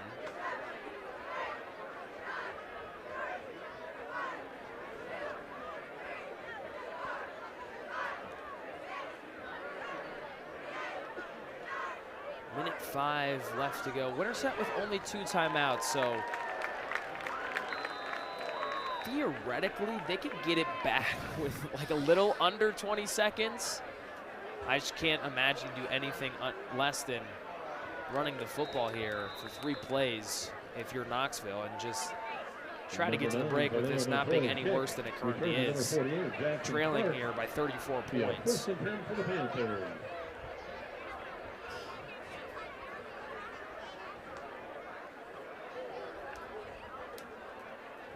Tough night here for Roston McCarty. 3 interceptions. That ties his total on the season through 5 games, 5 touchdowns to 3 picks. And tonight he's got just 4 completions to his team and 3 to the other, as they trail by 34. It's going to be a handoff to Hyatt on first down. Huff nearly got him in the backfield, just missed him. Doesn't look like Coach Sweeney's going to call any timeouts. And he'll be content with the 34-point lead going to the break. It appears Knoxville's coach is also content just handing the ball off and getting to halftime. I mean, there's not a lot you can do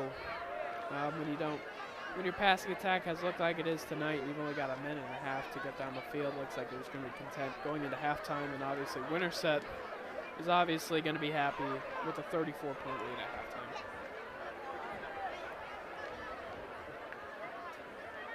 Hyatt gets another carry here, likely the final play of this first half. We do have a flag.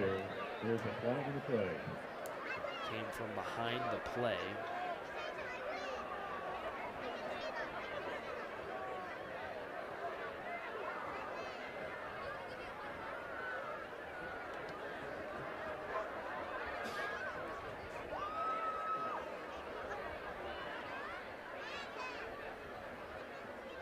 Looks like it's going to be against Winterset. They're having a conversation with Coach Duncan for Knoxville. Personal foul, face mask, defense, number 24, 15 yards from the end of the run. First down. Time. So a face mask from Jace Bellamy is going to give this Panther offense a chance to score. And it's one of those things. You know, Knoxville was definitely okay going to the break with a score of 42-8. Face mask will give them a chance to put something together here. They do call one of their 3 timeouts. They still have 2 remaining, 10 seconds. Again, the long for the season for their kicker, 27 yards. So that's getting at 10-yard line. Yeah, I mean, you're basically needing to score a touch. You're going to need to get a big play here. I would imagine the goal is trying to pick up 20 and get a nice Hail Mary. I don't know the arm on McCarty. It's kind of hit or miss at the high school level of how far quarterback is able to get it in the air. So maybe, you know, a 10-yard pickup feels like gives you a good chance to get a shot to the end zone before the break. They do have 2 timeouts, and the whole field is available to them. They don't have to target the sidelines.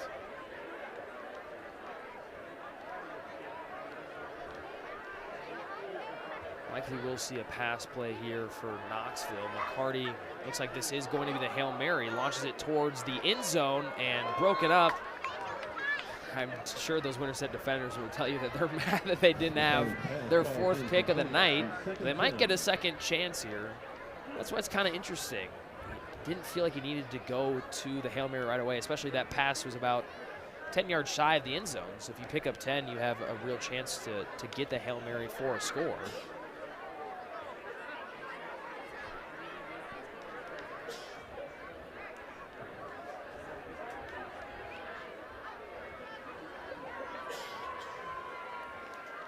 And trips to the top of your screen. Probably going to see the same thing once again. McCarty is trying to get out of some trouble and able to stay up and just dumps it down to Clark, who is dropped past the 30-yard line. Clark a little slow to get up. Got smoked by Bellamy. Regardless, that will be the end of the first half. Winterset in full control as we head to the break. 42-8, your score. Capturing Kids Heart halftime recognition at Winterset. We believe in capturing kids' hearts.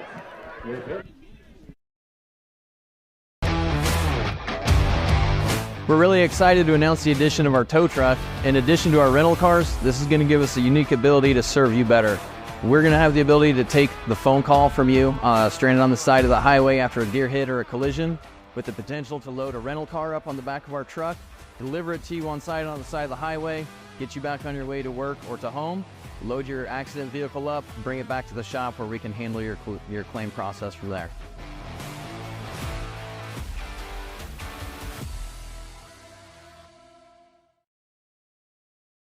Swanson Masonry specializes in foundation replacement throughout central Iowa. If your foundation is damaged, their experienced team can safely and efficiently remove your existing foundation and construct a new one. While foundation replacement can be an extensive undertaking, Swanson Masonry has the skills necessary to get the job done right. Let them put their expertise to work for you. Give them a call at 515-210-3463.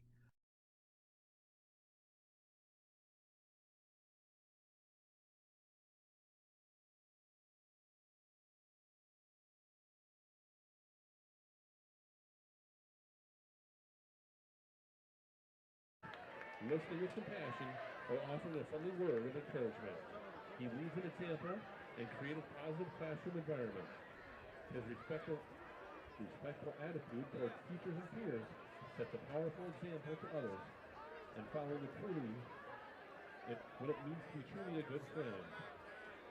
Please join us in congratulating tonight's captain Kids Heart students of the game, Olivia and Nate.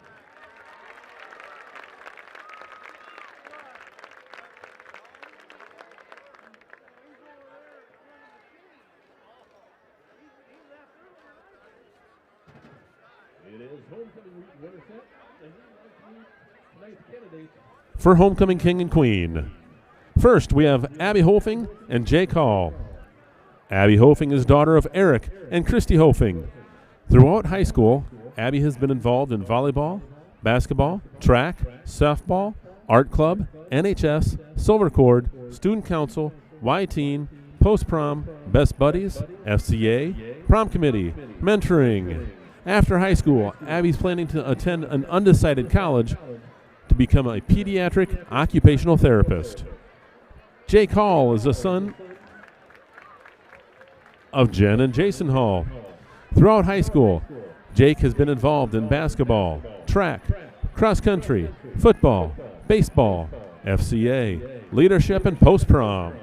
After high school, Jake plans to attend Iowa State and win the Intramural Basketball League. Abby and Jake.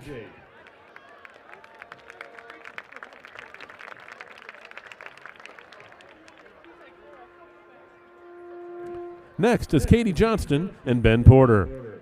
Katie Johnston is the daughter of Jess and April Johnston. Throughout high school, Katie has been involved in golf, softball, Y-Teen, student council, and silver cord. After high school, Katie is planning to attend Iowa State and major in journalism. Ben Porter is the son of Joy and Chris Porter. Throughout high school, Ben has been involved in baseball, football, IJAG, and Best Buddies. After high school, Ben is planning to play baseball at an undecided college. Katie and Ben.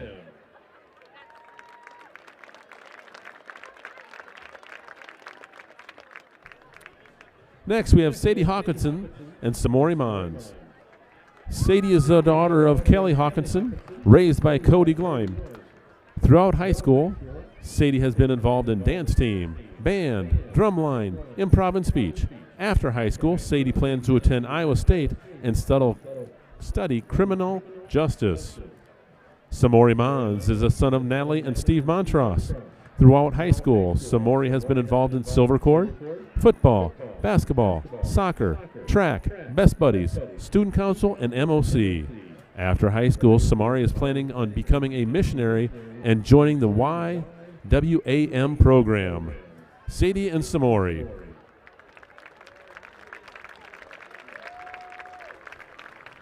Next, we have Ava Lemon and Brooks Nedved. Ava Lemon is the daughter of Bernadette and Scott Lemon. Throughout high school, Ava has been involved in marching band, concert band, jazz band, choir, jazz choir, women's choir, Husky drama, Husky speech, art club, CAC, cross country, track and field. After high school, Ava is planning to keep songwriting and releasing music, and then planning on going to college to start a path to get a PhD in psychology so she can become a mental health therapist. Brooks Nedved is the son of Travis and Carrie Nedved.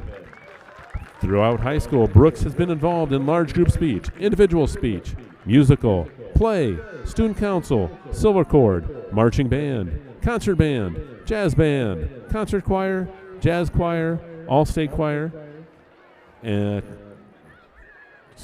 council, superintendent's cabinet, post-prom, 4-H, art club, National Honor Society, drama. After high school, Brooks is planning to attend Drake University or UNI and major in early childhood special education. Ava and Brooks.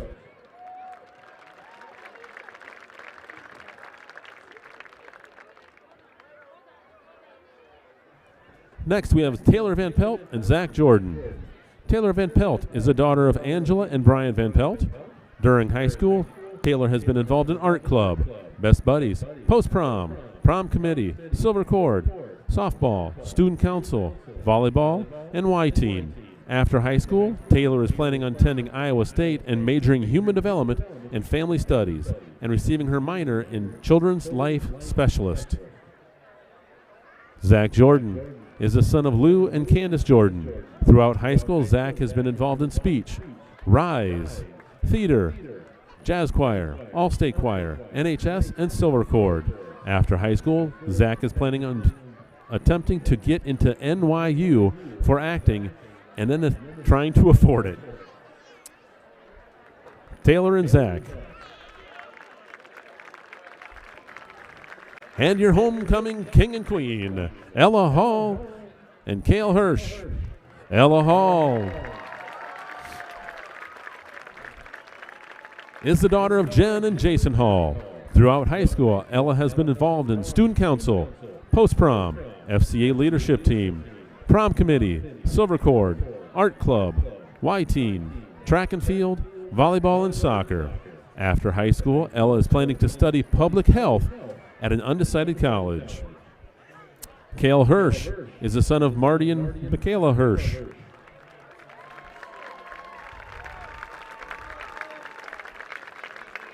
During high school, Cale has been involved in football, wrestling, basketball, golf, FFA, silver cord, post-prom, IJAG, 4-H, Best Buddies, FCA, and youth group.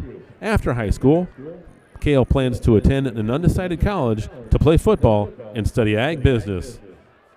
Ella and Cale.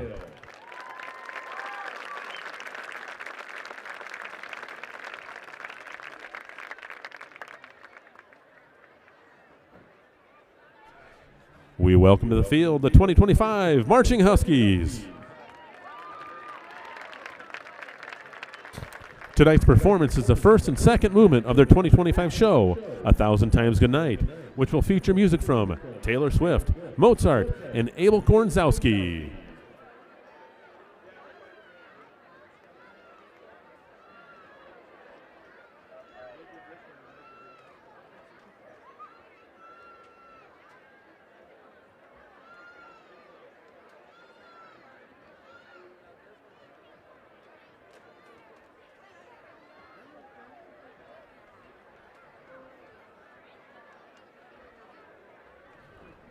Drum majors Moses Hostetler, Bella Barrett, and Ellie Michelson. Is your band ready?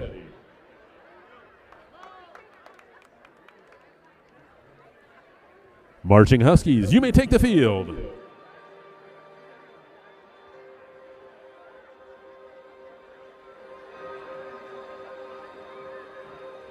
Once upon a time in Verona, two star-crossed hearts met, and the world held its breath.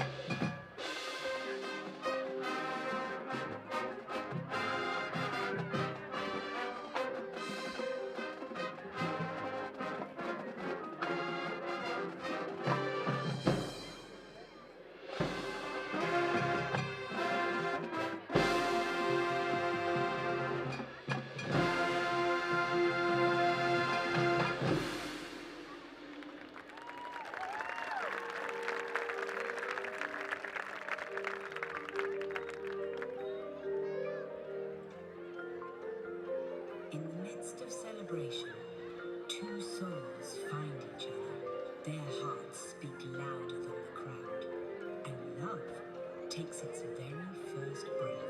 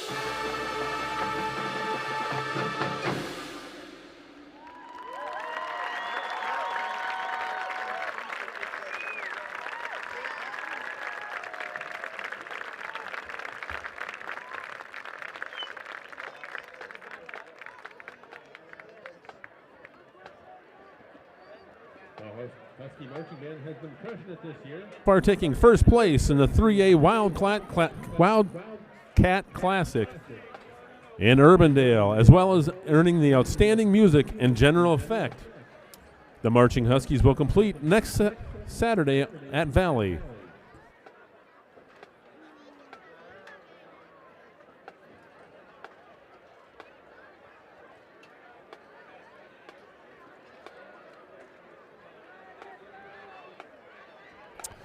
Here's the Winterset dance team.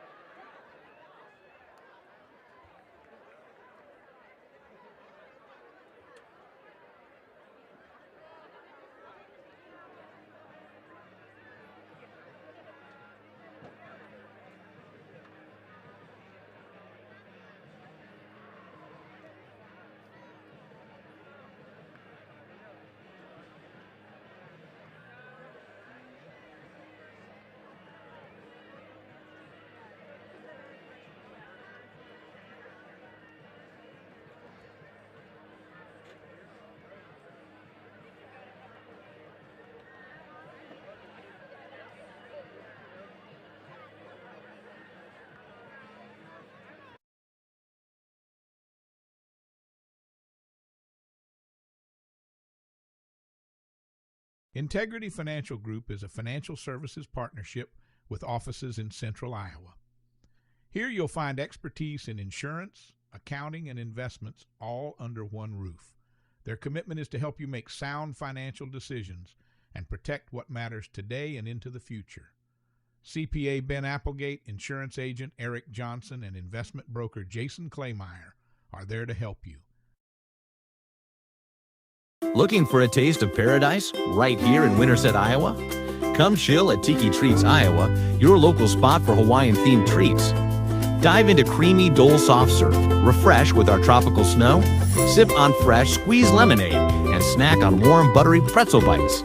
It's a tropical getaway, no plane ticket required. Swing by Tiki Treats Iowa today and treat yourself to a mini vacation in every bite. Remember when retirement meant just stopping work and slowing down? Well, nowadays it's about so much more. Today's retirees are embracing newfound freedom and exploring new interests. Edward Jones Financial Advisors are here to help you identify your priorities and goals and create a plan to achieve them. Call Whitney Messer-Smith at 515-468-6200 to schedule an appointment today. Edward Jones, member SIPC. AgriLand FS is a financially strong and dependable cooperative rooted in more than 90 years of experience with our eye on tomorrow. With 28 locations across southern Iowa and northwest Missouri, and from the field to your home and all points in between, you can trust AgriLand to be there when and where you need them. Call 515-462-5353 to learn more. AgriLand FS, where loyalty and integrity still means something. Remember when retirement meant just stopping work and slowing down? Well, nowadays it's about so much more. Today's retirees are embracing newfound freedom and exploring new interests. Edward Jones Financial Advisors are here to help you identify your priorities and goals and create a plan to achieve them. Call Whitney Messer-Smith at 515-468-6200 to schedule an appointment today. Edward Jones, member SIPC.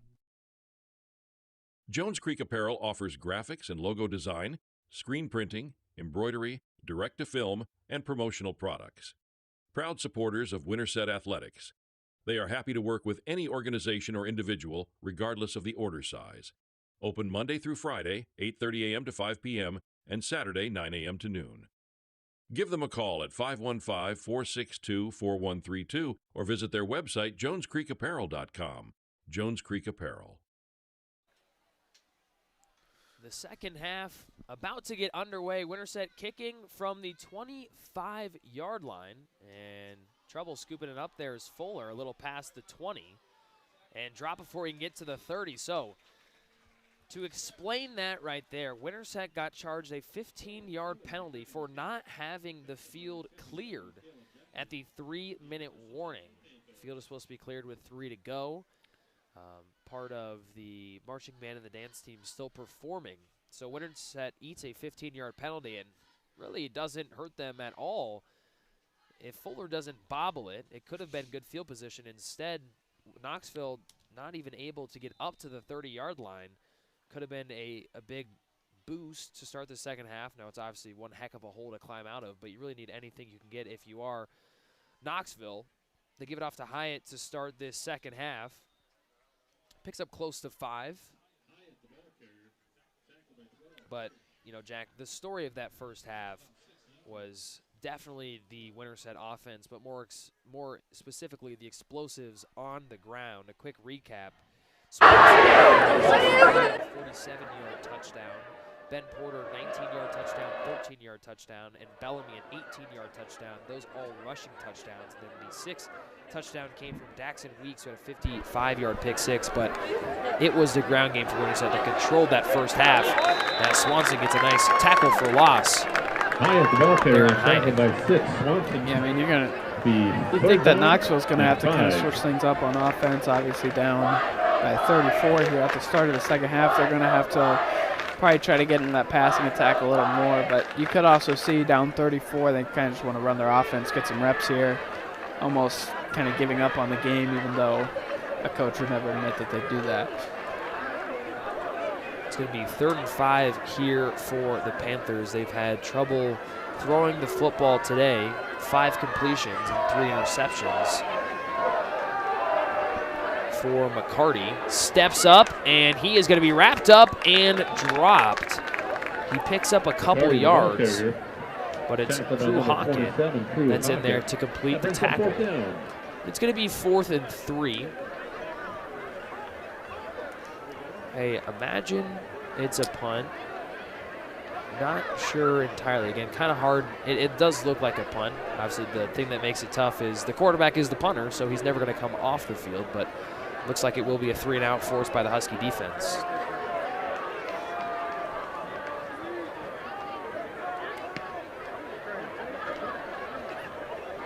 Weeks fields it at the 35, quickly up ahead, down the sideline, gets close to the 50-yard line. Number 2, Weeks on the One return. thing that I think a lot of players should definitely take note of, and I think coaches would hope players do the same thing. Daxton Weeks very good at just getting north-south, picking up as much as he can. I have noticed that a lot of times on punt returns, a lot of punt returners try to go for that big, explosive punt return, but a lot of times the best punt returns are like 12 to 14 yards. We're just running straight and getting out of bounds at the first sight of trouble. And like you said, Daxton Weeks has done a really good job of doing that for the Huskies.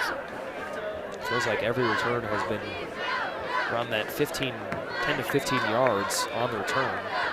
Huskies have a handoff to start off this second half. It's Messer on the carry, his second of the night. We get 5 there on 1st down. You'd have to imagine Winterset will be doing a lot of running the football here, up by 34, and that's what's worked tonight. And you had mentioned wanting to get to a point where Winterset could really marry the pass and the run game together, but when the run game has been this dominant, there's really no reason to do anything but run the football. Yeah, and you can get some different looks here with this lead. Maybe see what Nathan Rivera can do with more touches and just kind of get different people involved in the offense and see what they can bring to this team. 2-yard gain there for Rivera. Third and 3 here for the Huskies. Cook, quick pass. A little low, but looks like it is caught. And it is. Reception goes to Jax Little, his 9th of the season. Cook's pass out to Little. Ball's incomplete. Actually, 4th and 3. we're going to say it is incomplete. It's kind of, I was slow to say if that looked like a completion or not. It was a low pass, but they do end up going with the incompletion. Winterset offense will stay on the field. Makes sense. You don't really gain a lot of field position by punting it, and you're up by a lot, so you're okay if you don't get it. Cook slings it and broken up there. That's Meistich, who nearly had the interception. Pass intended for Drake McDonald, his first target of the night, the tight end for the Huskies. So Winterset goes 4 and out after getting the ball to start at their own 48-yard line.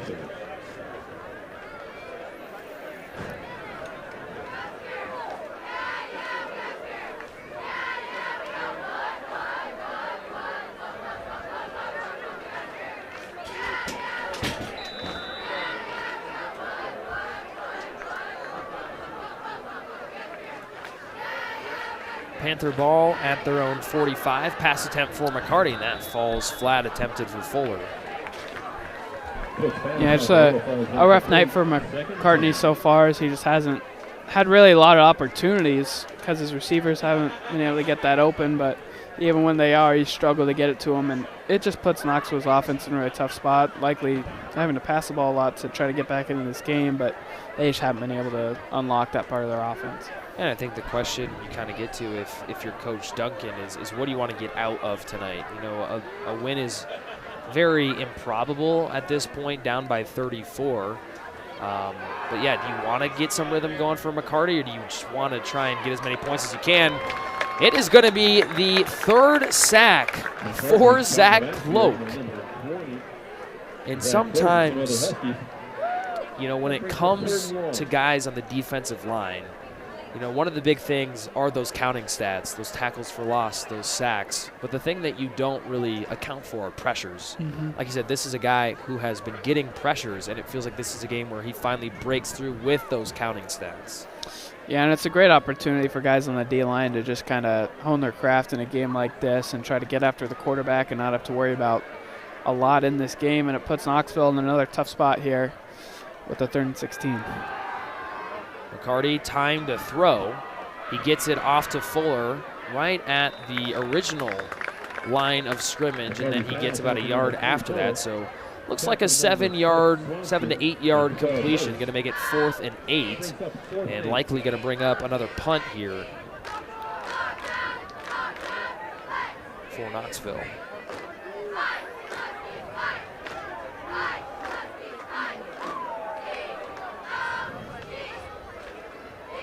It is 8 yards, but back-to-back 3 and outs for this Panther offense, who continues to struggle tonight. Near blocked punt once again for the Huskies. Very close. Once again, Jace Bellamy just doing literally everything on the football field tonight. He's almost got a block punt there. He almost had one earlier in the game. I wouldn't be surprised if he does get one eventually tonight, but a good punt there to force Winterset to go this full length of the field. Looks like they're going to get it at their own 13 to start this drive. Just about 5 minutes into this 3rd quarter here. You know, something that'd be interesting. I think, you know, if you're Coach Sweeney, part of it is certainly you probably want to get out of here as quick as possible with the lead that you have, as they do a little swing pass on the outside. That's Jax Little, who they get the design touch to, who gets a near first down. That kind of gets to where I was going with this, Jack, and wanted to get your thoughts on this. You're going to win this ball game. Do you take this opportunity to get something going in the passing game? Because that's something you talked about, really wanting to hit a different level. Yeah, I do think that could be beneficial for Winterset. But that does go against kind of just running this clock out, something that traditionally you want to do. But I do like the idea of trying to get this passing game going in a game like this. Run up the middle on first down for Porter. I believe there's a running clock when there's a 35-point lead in the second half. So Winterset is 1 point off of that. So that kind of gives you a nice balance of just trying to maybe get your offense on the field, but also kind of wanted to get out of here. Cook trouble with the snap, and he turns it into a good play. Big run for Carson Cook. Gets up to the 40-yard line. A broken play for the quarterback, and he uses his legs for the 2nd time tonight, getting a big gain on the ground. Yeah, it's the 2nd time tonight we've seen a little miscommunication on which way the handoff was supposed to go, and that time Cook was able to turn it into a pretty big positive play, but I'm sure that's something that Coach Sweeney is not too happy to see. Obviously had the botched snap early that resulted in the lone touchdown of the night for Knoxville. Fumble gave them the ball at the 35-yard line of the Huskies. Rivera gets the handoff on first down. Nothing there. Rivera, the ball carrier, tackled at 18. Yeah, to me, I think this is just kind of one of those spots, you know, that at least for me, I would like to see the passing game get going just a little bit. I mean, you're coming off of the best game that Carson Cook has played at the high school level, 170 yards, 3 touchdowns through the air. And so it would be something you want to build off of, but I also understand the flip side of just trying to drain as much clock as you can. There'll be another handoff. This one going to go to Porter, head of steam, who's taken down after getting past the 45-yard line. That's enough for a Husky. First down.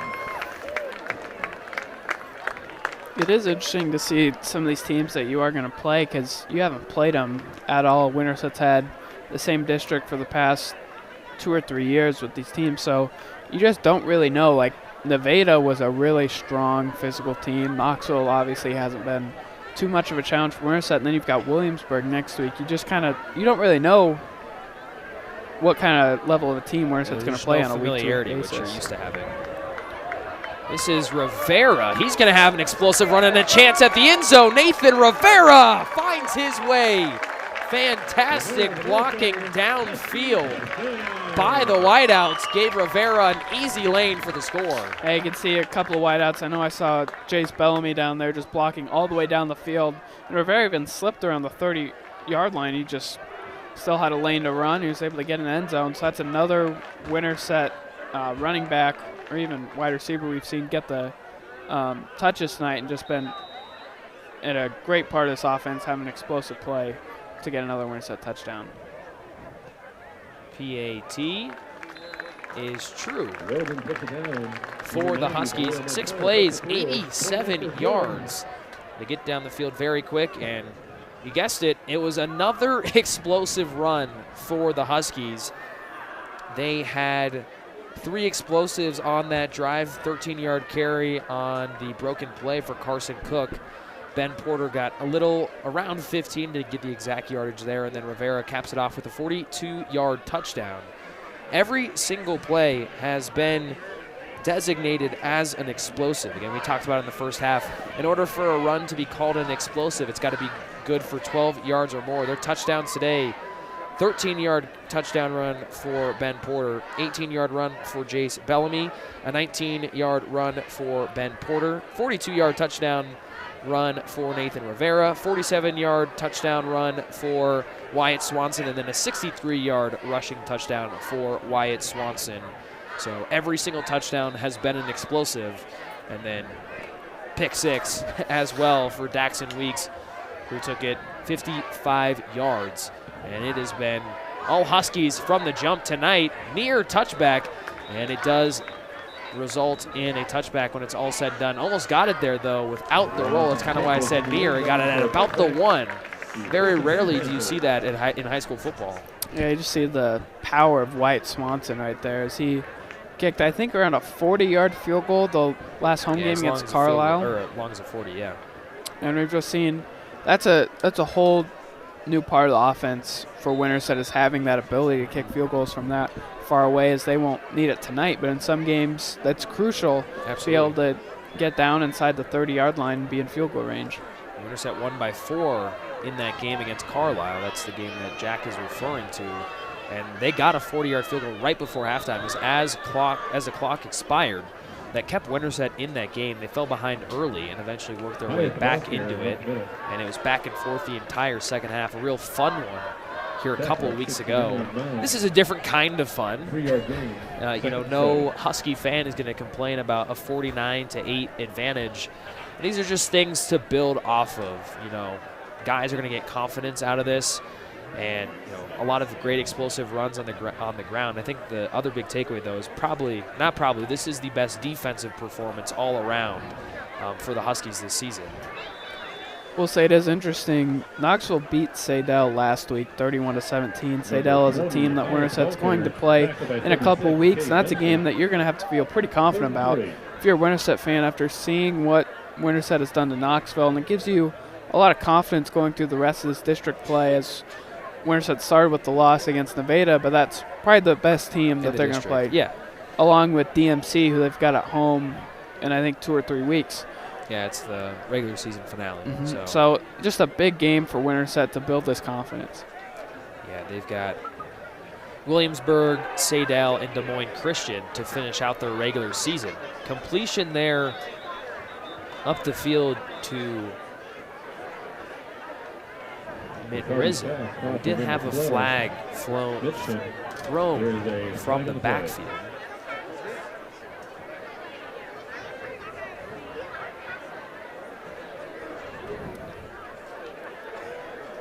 Holding. Offense number 62. It's a 10-yard penalty from the previous spot. 3rd down. So the holding penalty erases the hookup to Mitrisen there on 3rd down, and it will be 3rd and long, 3rd and 12 here for the Panthers. Again, they've had a pair of 3-and-outs to start this second half, now on the verge of 3 straight here in the 3rd quarter. McCarty looking, flushed out of the pocket, and eventually dropped down. The 4th sack of the night for this Husky defense. Looks like it was Cade Messer that got to the quarterback as he was heading towards the sideline for the sack. Yeah, encouraging night for the Winterset defensive line, as that was something I highlighted pregame as a position group that was going to have to step up in a way. Tonight they definitely have, as they've shut down just any hopes of a passing attack for Knoxville tonight. This Husky defense entered tonight with just 3 sacks on the season through 5 games. They have 4 here tonight. Here's Weeks, a chance at another big play. He's going to have a shot and take it out at the 1. There was a flag, though, at the 20. Definitely is on Winterset. Kind of had a couple guys on top of a Knoxville player. More room for the offense to work. Yeah. It's on purpose.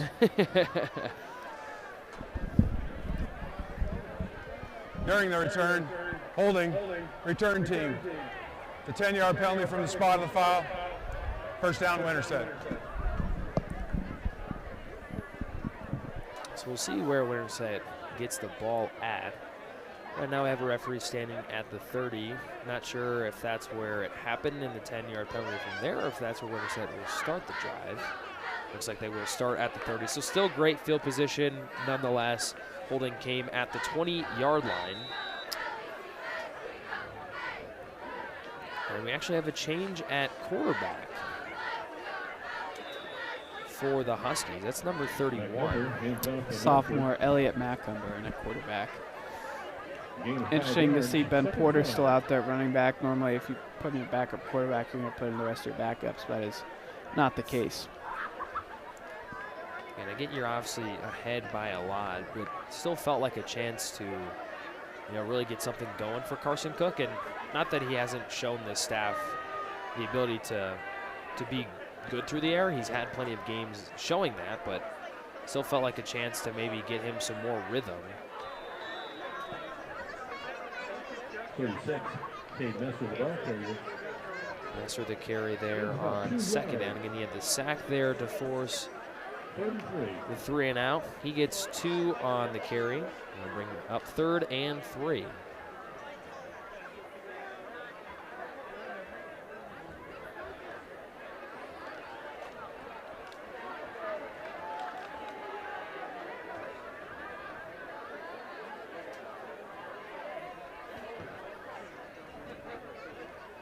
Handoff goes to Porter. He's got a crease, a stiff arm, a juke, and a hat trick for Ben Porter, his 3rd score of the night. Yeah, just dominance from Ben Porter. As he could have gone down 3 or 4 times that run. He just refused to. Knoxville's had no answer for him or the rest of Winterset's rushing attack tonight. And just a really good sign for the rest of this season going forward. Once again, another touchdown via an explosive run for this Husky offense. It's a 3-play, 30-yard drive that is capped off with a Ben Porter touchdown, his 3rd of the night. His longest run now has a 25, 19, and 13-yard scores. Probably the most powerful PAT we've seen from Swanson, who gets into the end zone, and the Huskies continue to dominate. I believe it should be 56. And it is. So 56-8 your score with 5 seconds remaining here in the 3rd quarter. All Huskies here tonight, Jack. Yeah, just an all-around game for Winterset. Obviously, the rushing attack has been at the forefront, and their pass defense and pass rush especially. On the defensive side of the ball, they really haven't had to throw the ball at all. So, I mean, just like we said, complimentary football all throughout tonight.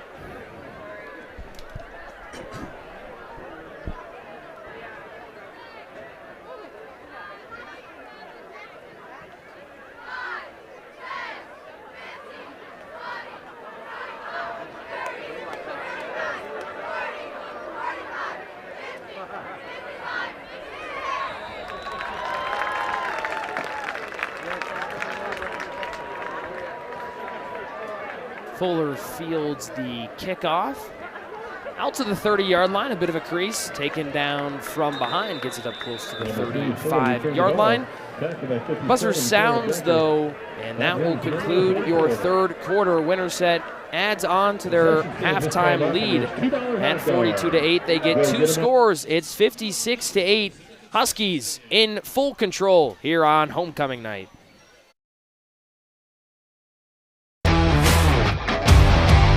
We're really excited to announce the addition of our tow truck. In addition to our rental cars, this is going to give us a unique ability to serve you better. We're going to have the ability to take the phone call from you stranded on the side of the highway after a deer hit or a collision, with the potential to load a rental car up on the back of our truck, deliver it to you on site on the side of the highway, get you back on your way to work or to home, load your accident vehicle up, bring it back to the shop where we can handle your claim process from there.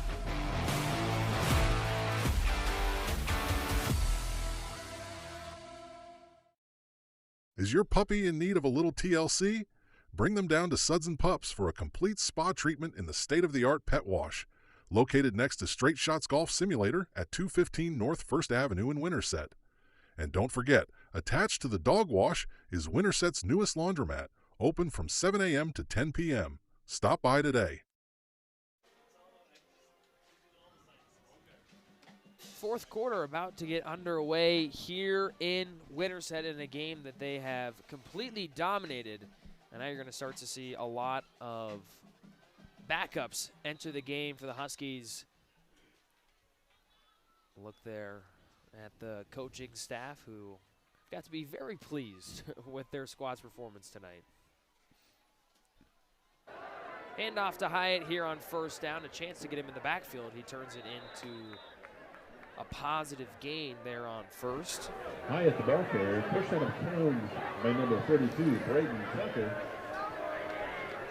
Winterset's highest offensive output this season, 28 points versus Creston, 27 versus Carlisle, 25 versus Nevada.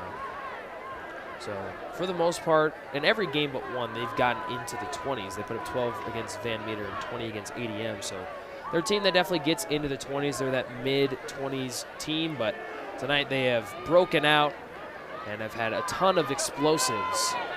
As a nice run there from Hyatt on second. He's going to get into Husky territory. Hyatt, the ball carrier, taken out of bounds by number 28, Hirsch. He's first and 10 for the Panthers.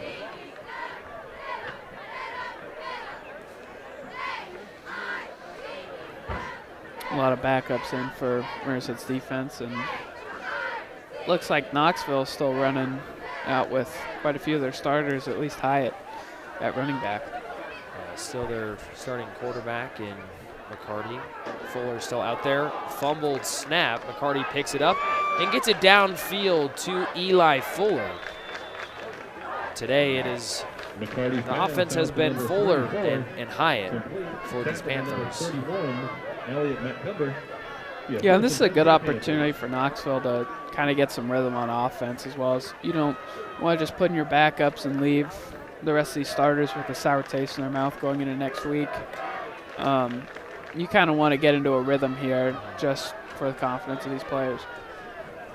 They have Des Moines Christian at home next week. They'll travel to Williamsburg the week after and close it out hosting Nevada in the regular season finale. McCarty in trouble, getting to the sideline and downfield. Nice find, staying alive and in. No, they're going to call him just short at the one, but a nice catch and run there for Higginbotham, who gets down to the 1 yard line. First and goal for the Panthers.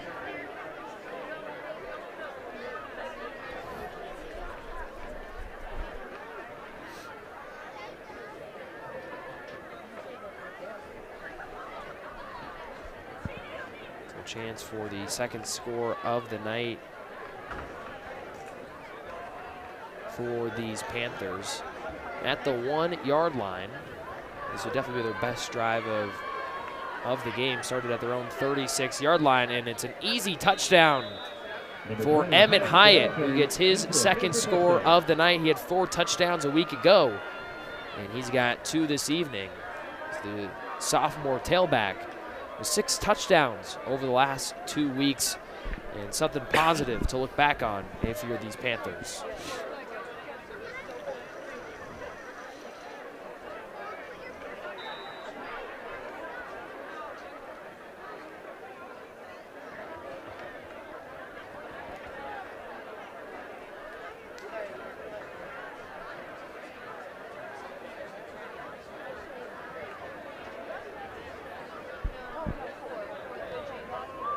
PAT is true for Knoxville. 56-15. Your score here in the fourth. Jack, that's really just something that there's not going to be a lot of positive takeaways if you're Knoxville, but that's something that you probably want to try and build off of a good drive. Granted, I understand that Winterset have put in some of their backups at this point, but McCarty still had pressure in his face on that throw downfield. Did a nice job getting out of it. Saw a guy, made an accurate throw, and it results in a touchdown. Yeah, I mean, that's what's important at this point of the game for Knoxville is you can build off that going into next week. I mean, this is not a team that's just losing all their games. They beat Sadell by 2 scores last week. That's important to not take a total step back here this week, and it gives Winterset the opportunity here to kind of get some of their back up some run, because obviously the starters aren't going to be here forever. And it's important for Winterset to get some of these players some experience, albeit in a blowout in the fourth quarter. Got 9 minutes left to go here in Winterset. Huskies, when it's all said and done, will improve to 3-3. They're going to get back up to 500. Meanwhile, Knoxville will go down to 1-5 after getting their first win of the season against Sadell. Kind of just more of the same for these Panthers. Really none of their games have been ultra competitive. Even in their win, they won by 16.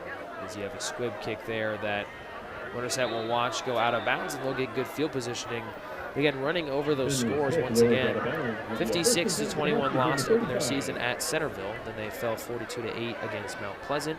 44-6 against Albia, 55-16 in a home matchup against Fairfield, and then obviously the 16-point win, 37-21 over Sadell a week ago. But this kind of gets back to what has happened the first 4 weeks of the season, which has just been non-competitive football for Knoxville. And I think those are the things that can be tough to fix. Is if you're a 1-5 record but you're in these games, it's a different story.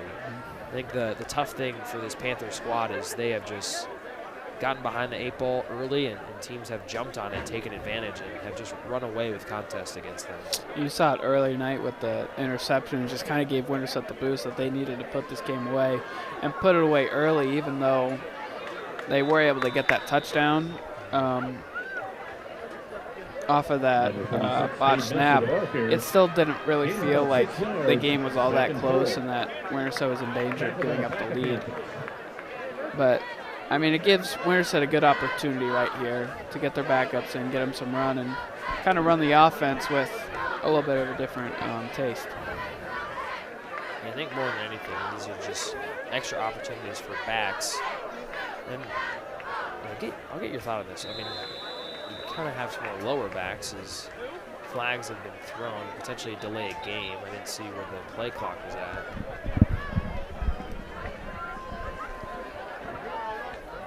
Illegal substitution, defense, 12 men on the field.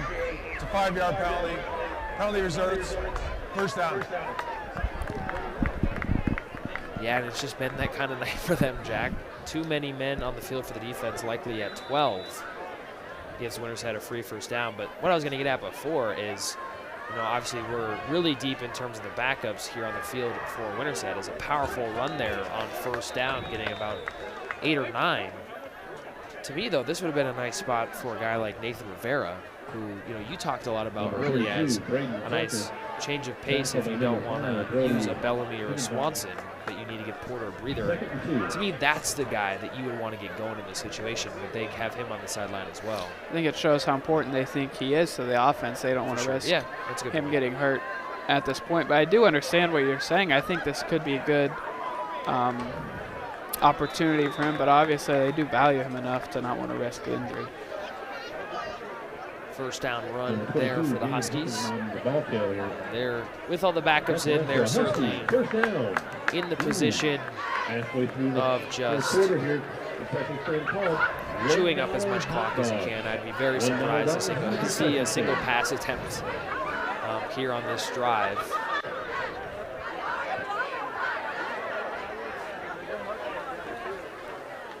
Under 7 to go. Carry on first down. Not a lot, but a nice push. Winterset gets about 3 or 4 there on first down. Past the 40-yard line of Knoxville. Slowly working their way down the field for what they hope could be the cherry on top and get another touchdown here tonight. Put them over 60. Promise you, Coach Sweeney's getting a lot of enjoyment out of calling a fullback dive on what seems like every other play. It's a good opportunity for whoever can get the ball and whoever can get these touches. 2nd and 8. Handoff once again. And another big one down the sideline, ripped down past the 20-yard line. It's going to be close to a 20-yard gain for Gabe Hickenbottom, the sophomore. And this Winterset offense, at this point, hard to kind of go back and track them, but approaching near 10 explosive runs on the night, which is very, very impressive. Again, that's 12 yards or more on the ground. They have, to their credit, it's been a lot of different ways. There's been some plays where it's just tough runs, and they get something out of nothing. Other times, it's very well-blocked plays, and there's a gaping hole.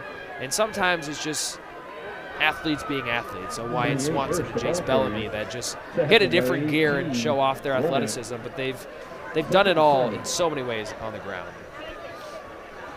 Yeah, I think going forward, you'd want to see kind of a different mix running the ball. You want to see Wyatt Swanson get maybe up to 5 carries a game. Yeah. Same with Jace Bellamy.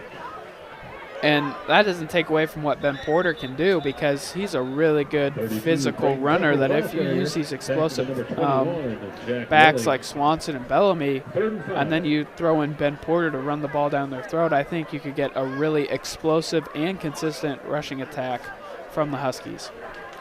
And that'll be just kind of curious overall how they choose to go about it, because, like your point, you still have that between the tackles A and B gap runner in a Ben Porter, but it kind of feels like you have a different explosive element. Porter still had the capability of giving them explosive runs by hitting big runs just because guys can't physically bring him to the ground. But now when you can, hit 20 to 30, or as we see tonight, 3 runs of over 40 yards, that adds just a different level to the offense. I'd actually be curious. I mean, you don't want to run up points, but it looks like Winterset is going to run a play. I kind of would think you would get a kicker experience in this spot, but keep the backups out there. 4th and 4 coming up here for Winterset. I formation. They do a fullback dive.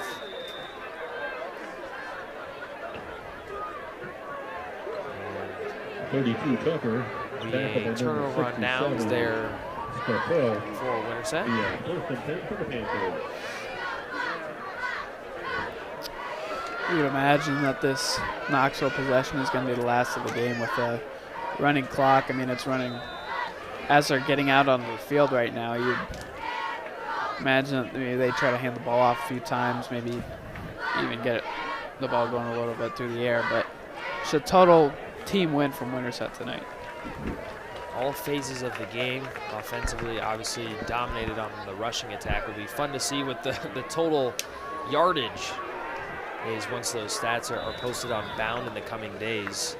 I highly recommend to go and check that out, just to get a kick out of all of those big runs and how many rushing yards Winterset walks away from today. But I mean, really, it started with the defense, and part of it is getting some help. McCarty certainly struggled tonight.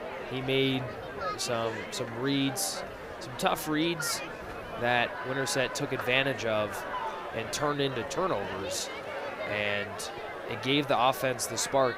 Because quite frankly, I mean, it was a bad opening drive for Winterset's offense, and it's kind of crazy to see how quickly the game flipped on its head after a tough first drive for them. Mm-hmm.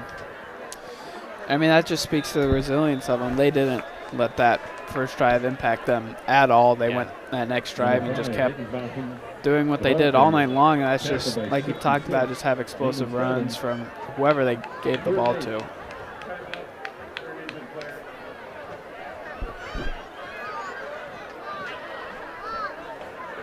Knoxville player really in some pain. Took his helmet off right away and is facing away from the athletic trainer. Not what you want to see, especially this late in the game. But yeah, you kind of go over that first half. It's wild. So a tough first drive for Winterset. Again, to recap there, first play was a sack. And then Winterset was able to get about an 18-yard completion to Swanson on a tunnel screen. And then from there, Porter got stuffed at the line. Womack had a tackle for loss, and then Cook just picked up 6 yards on a scramble. Winterset punted. Then you had a 3-and-out for Knoxville, and this is where it got going. 3 plays, 56 yards, and a touchdown that ended from Ben Porter.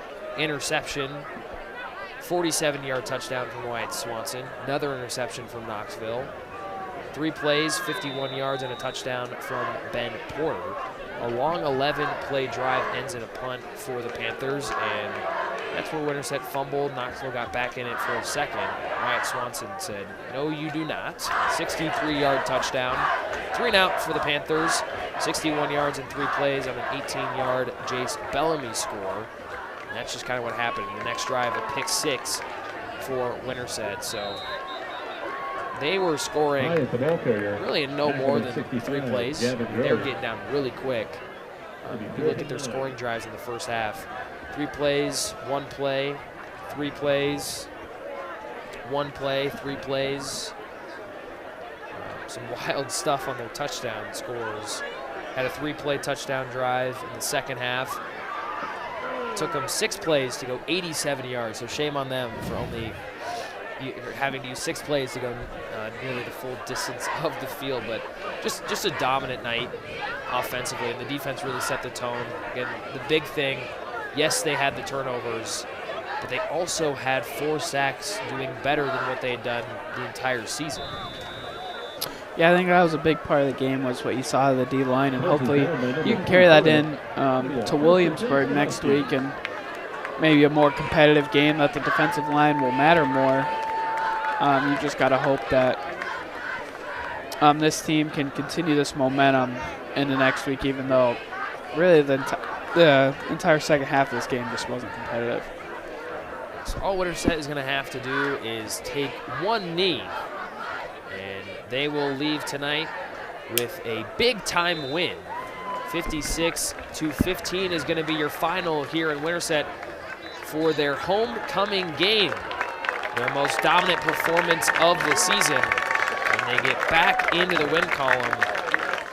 For the most part, this team has followed the same path. Lose 1, win 1, lose 1, win 1, lose 1, win 1.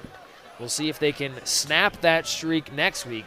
Feels like a big swing game in their season against Williamsburg, a chance to go over 500 for the first time all season, 2-1 record in the district. When you're competing for the playoffs, if you keep following this same trajectory, you would end up at 4-5. So Winterset's going to have to find a way to string together some back-to-back wins.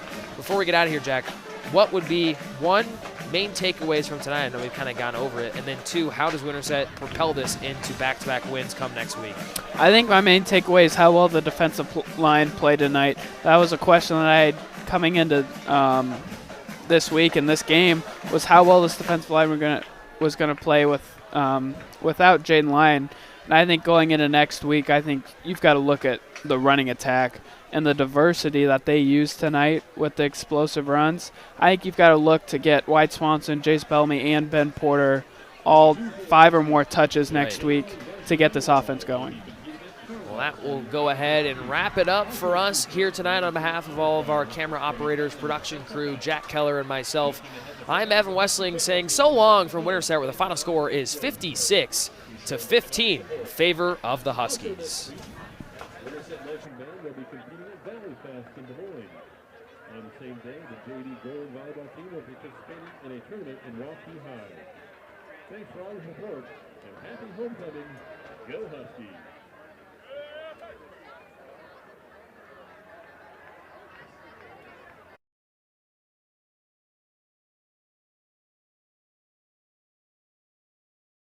You have been watching Winterset Activities live on the Husky YouTube channel, presented by the W Digital Network, powered by AHV Productions, and sponsored by Farmers and Merchant State Bank, Winterset Dental, Whitney Messerschmidt with Edward Jones, Tiki Treats, Integrity Financial, Madison County Healthcare System, Agriland FS, The Sports Page Grill, Roush Collision and Restoration, McDonald's, Swanson Masonry, Suds and Pups, Laundry and Dog Wash, The Pizza Ranch of Winterset, Jones Creek Apparel, Montross Pharmacy and Gift Shop, Union State Bank, and the Husky Booster Club.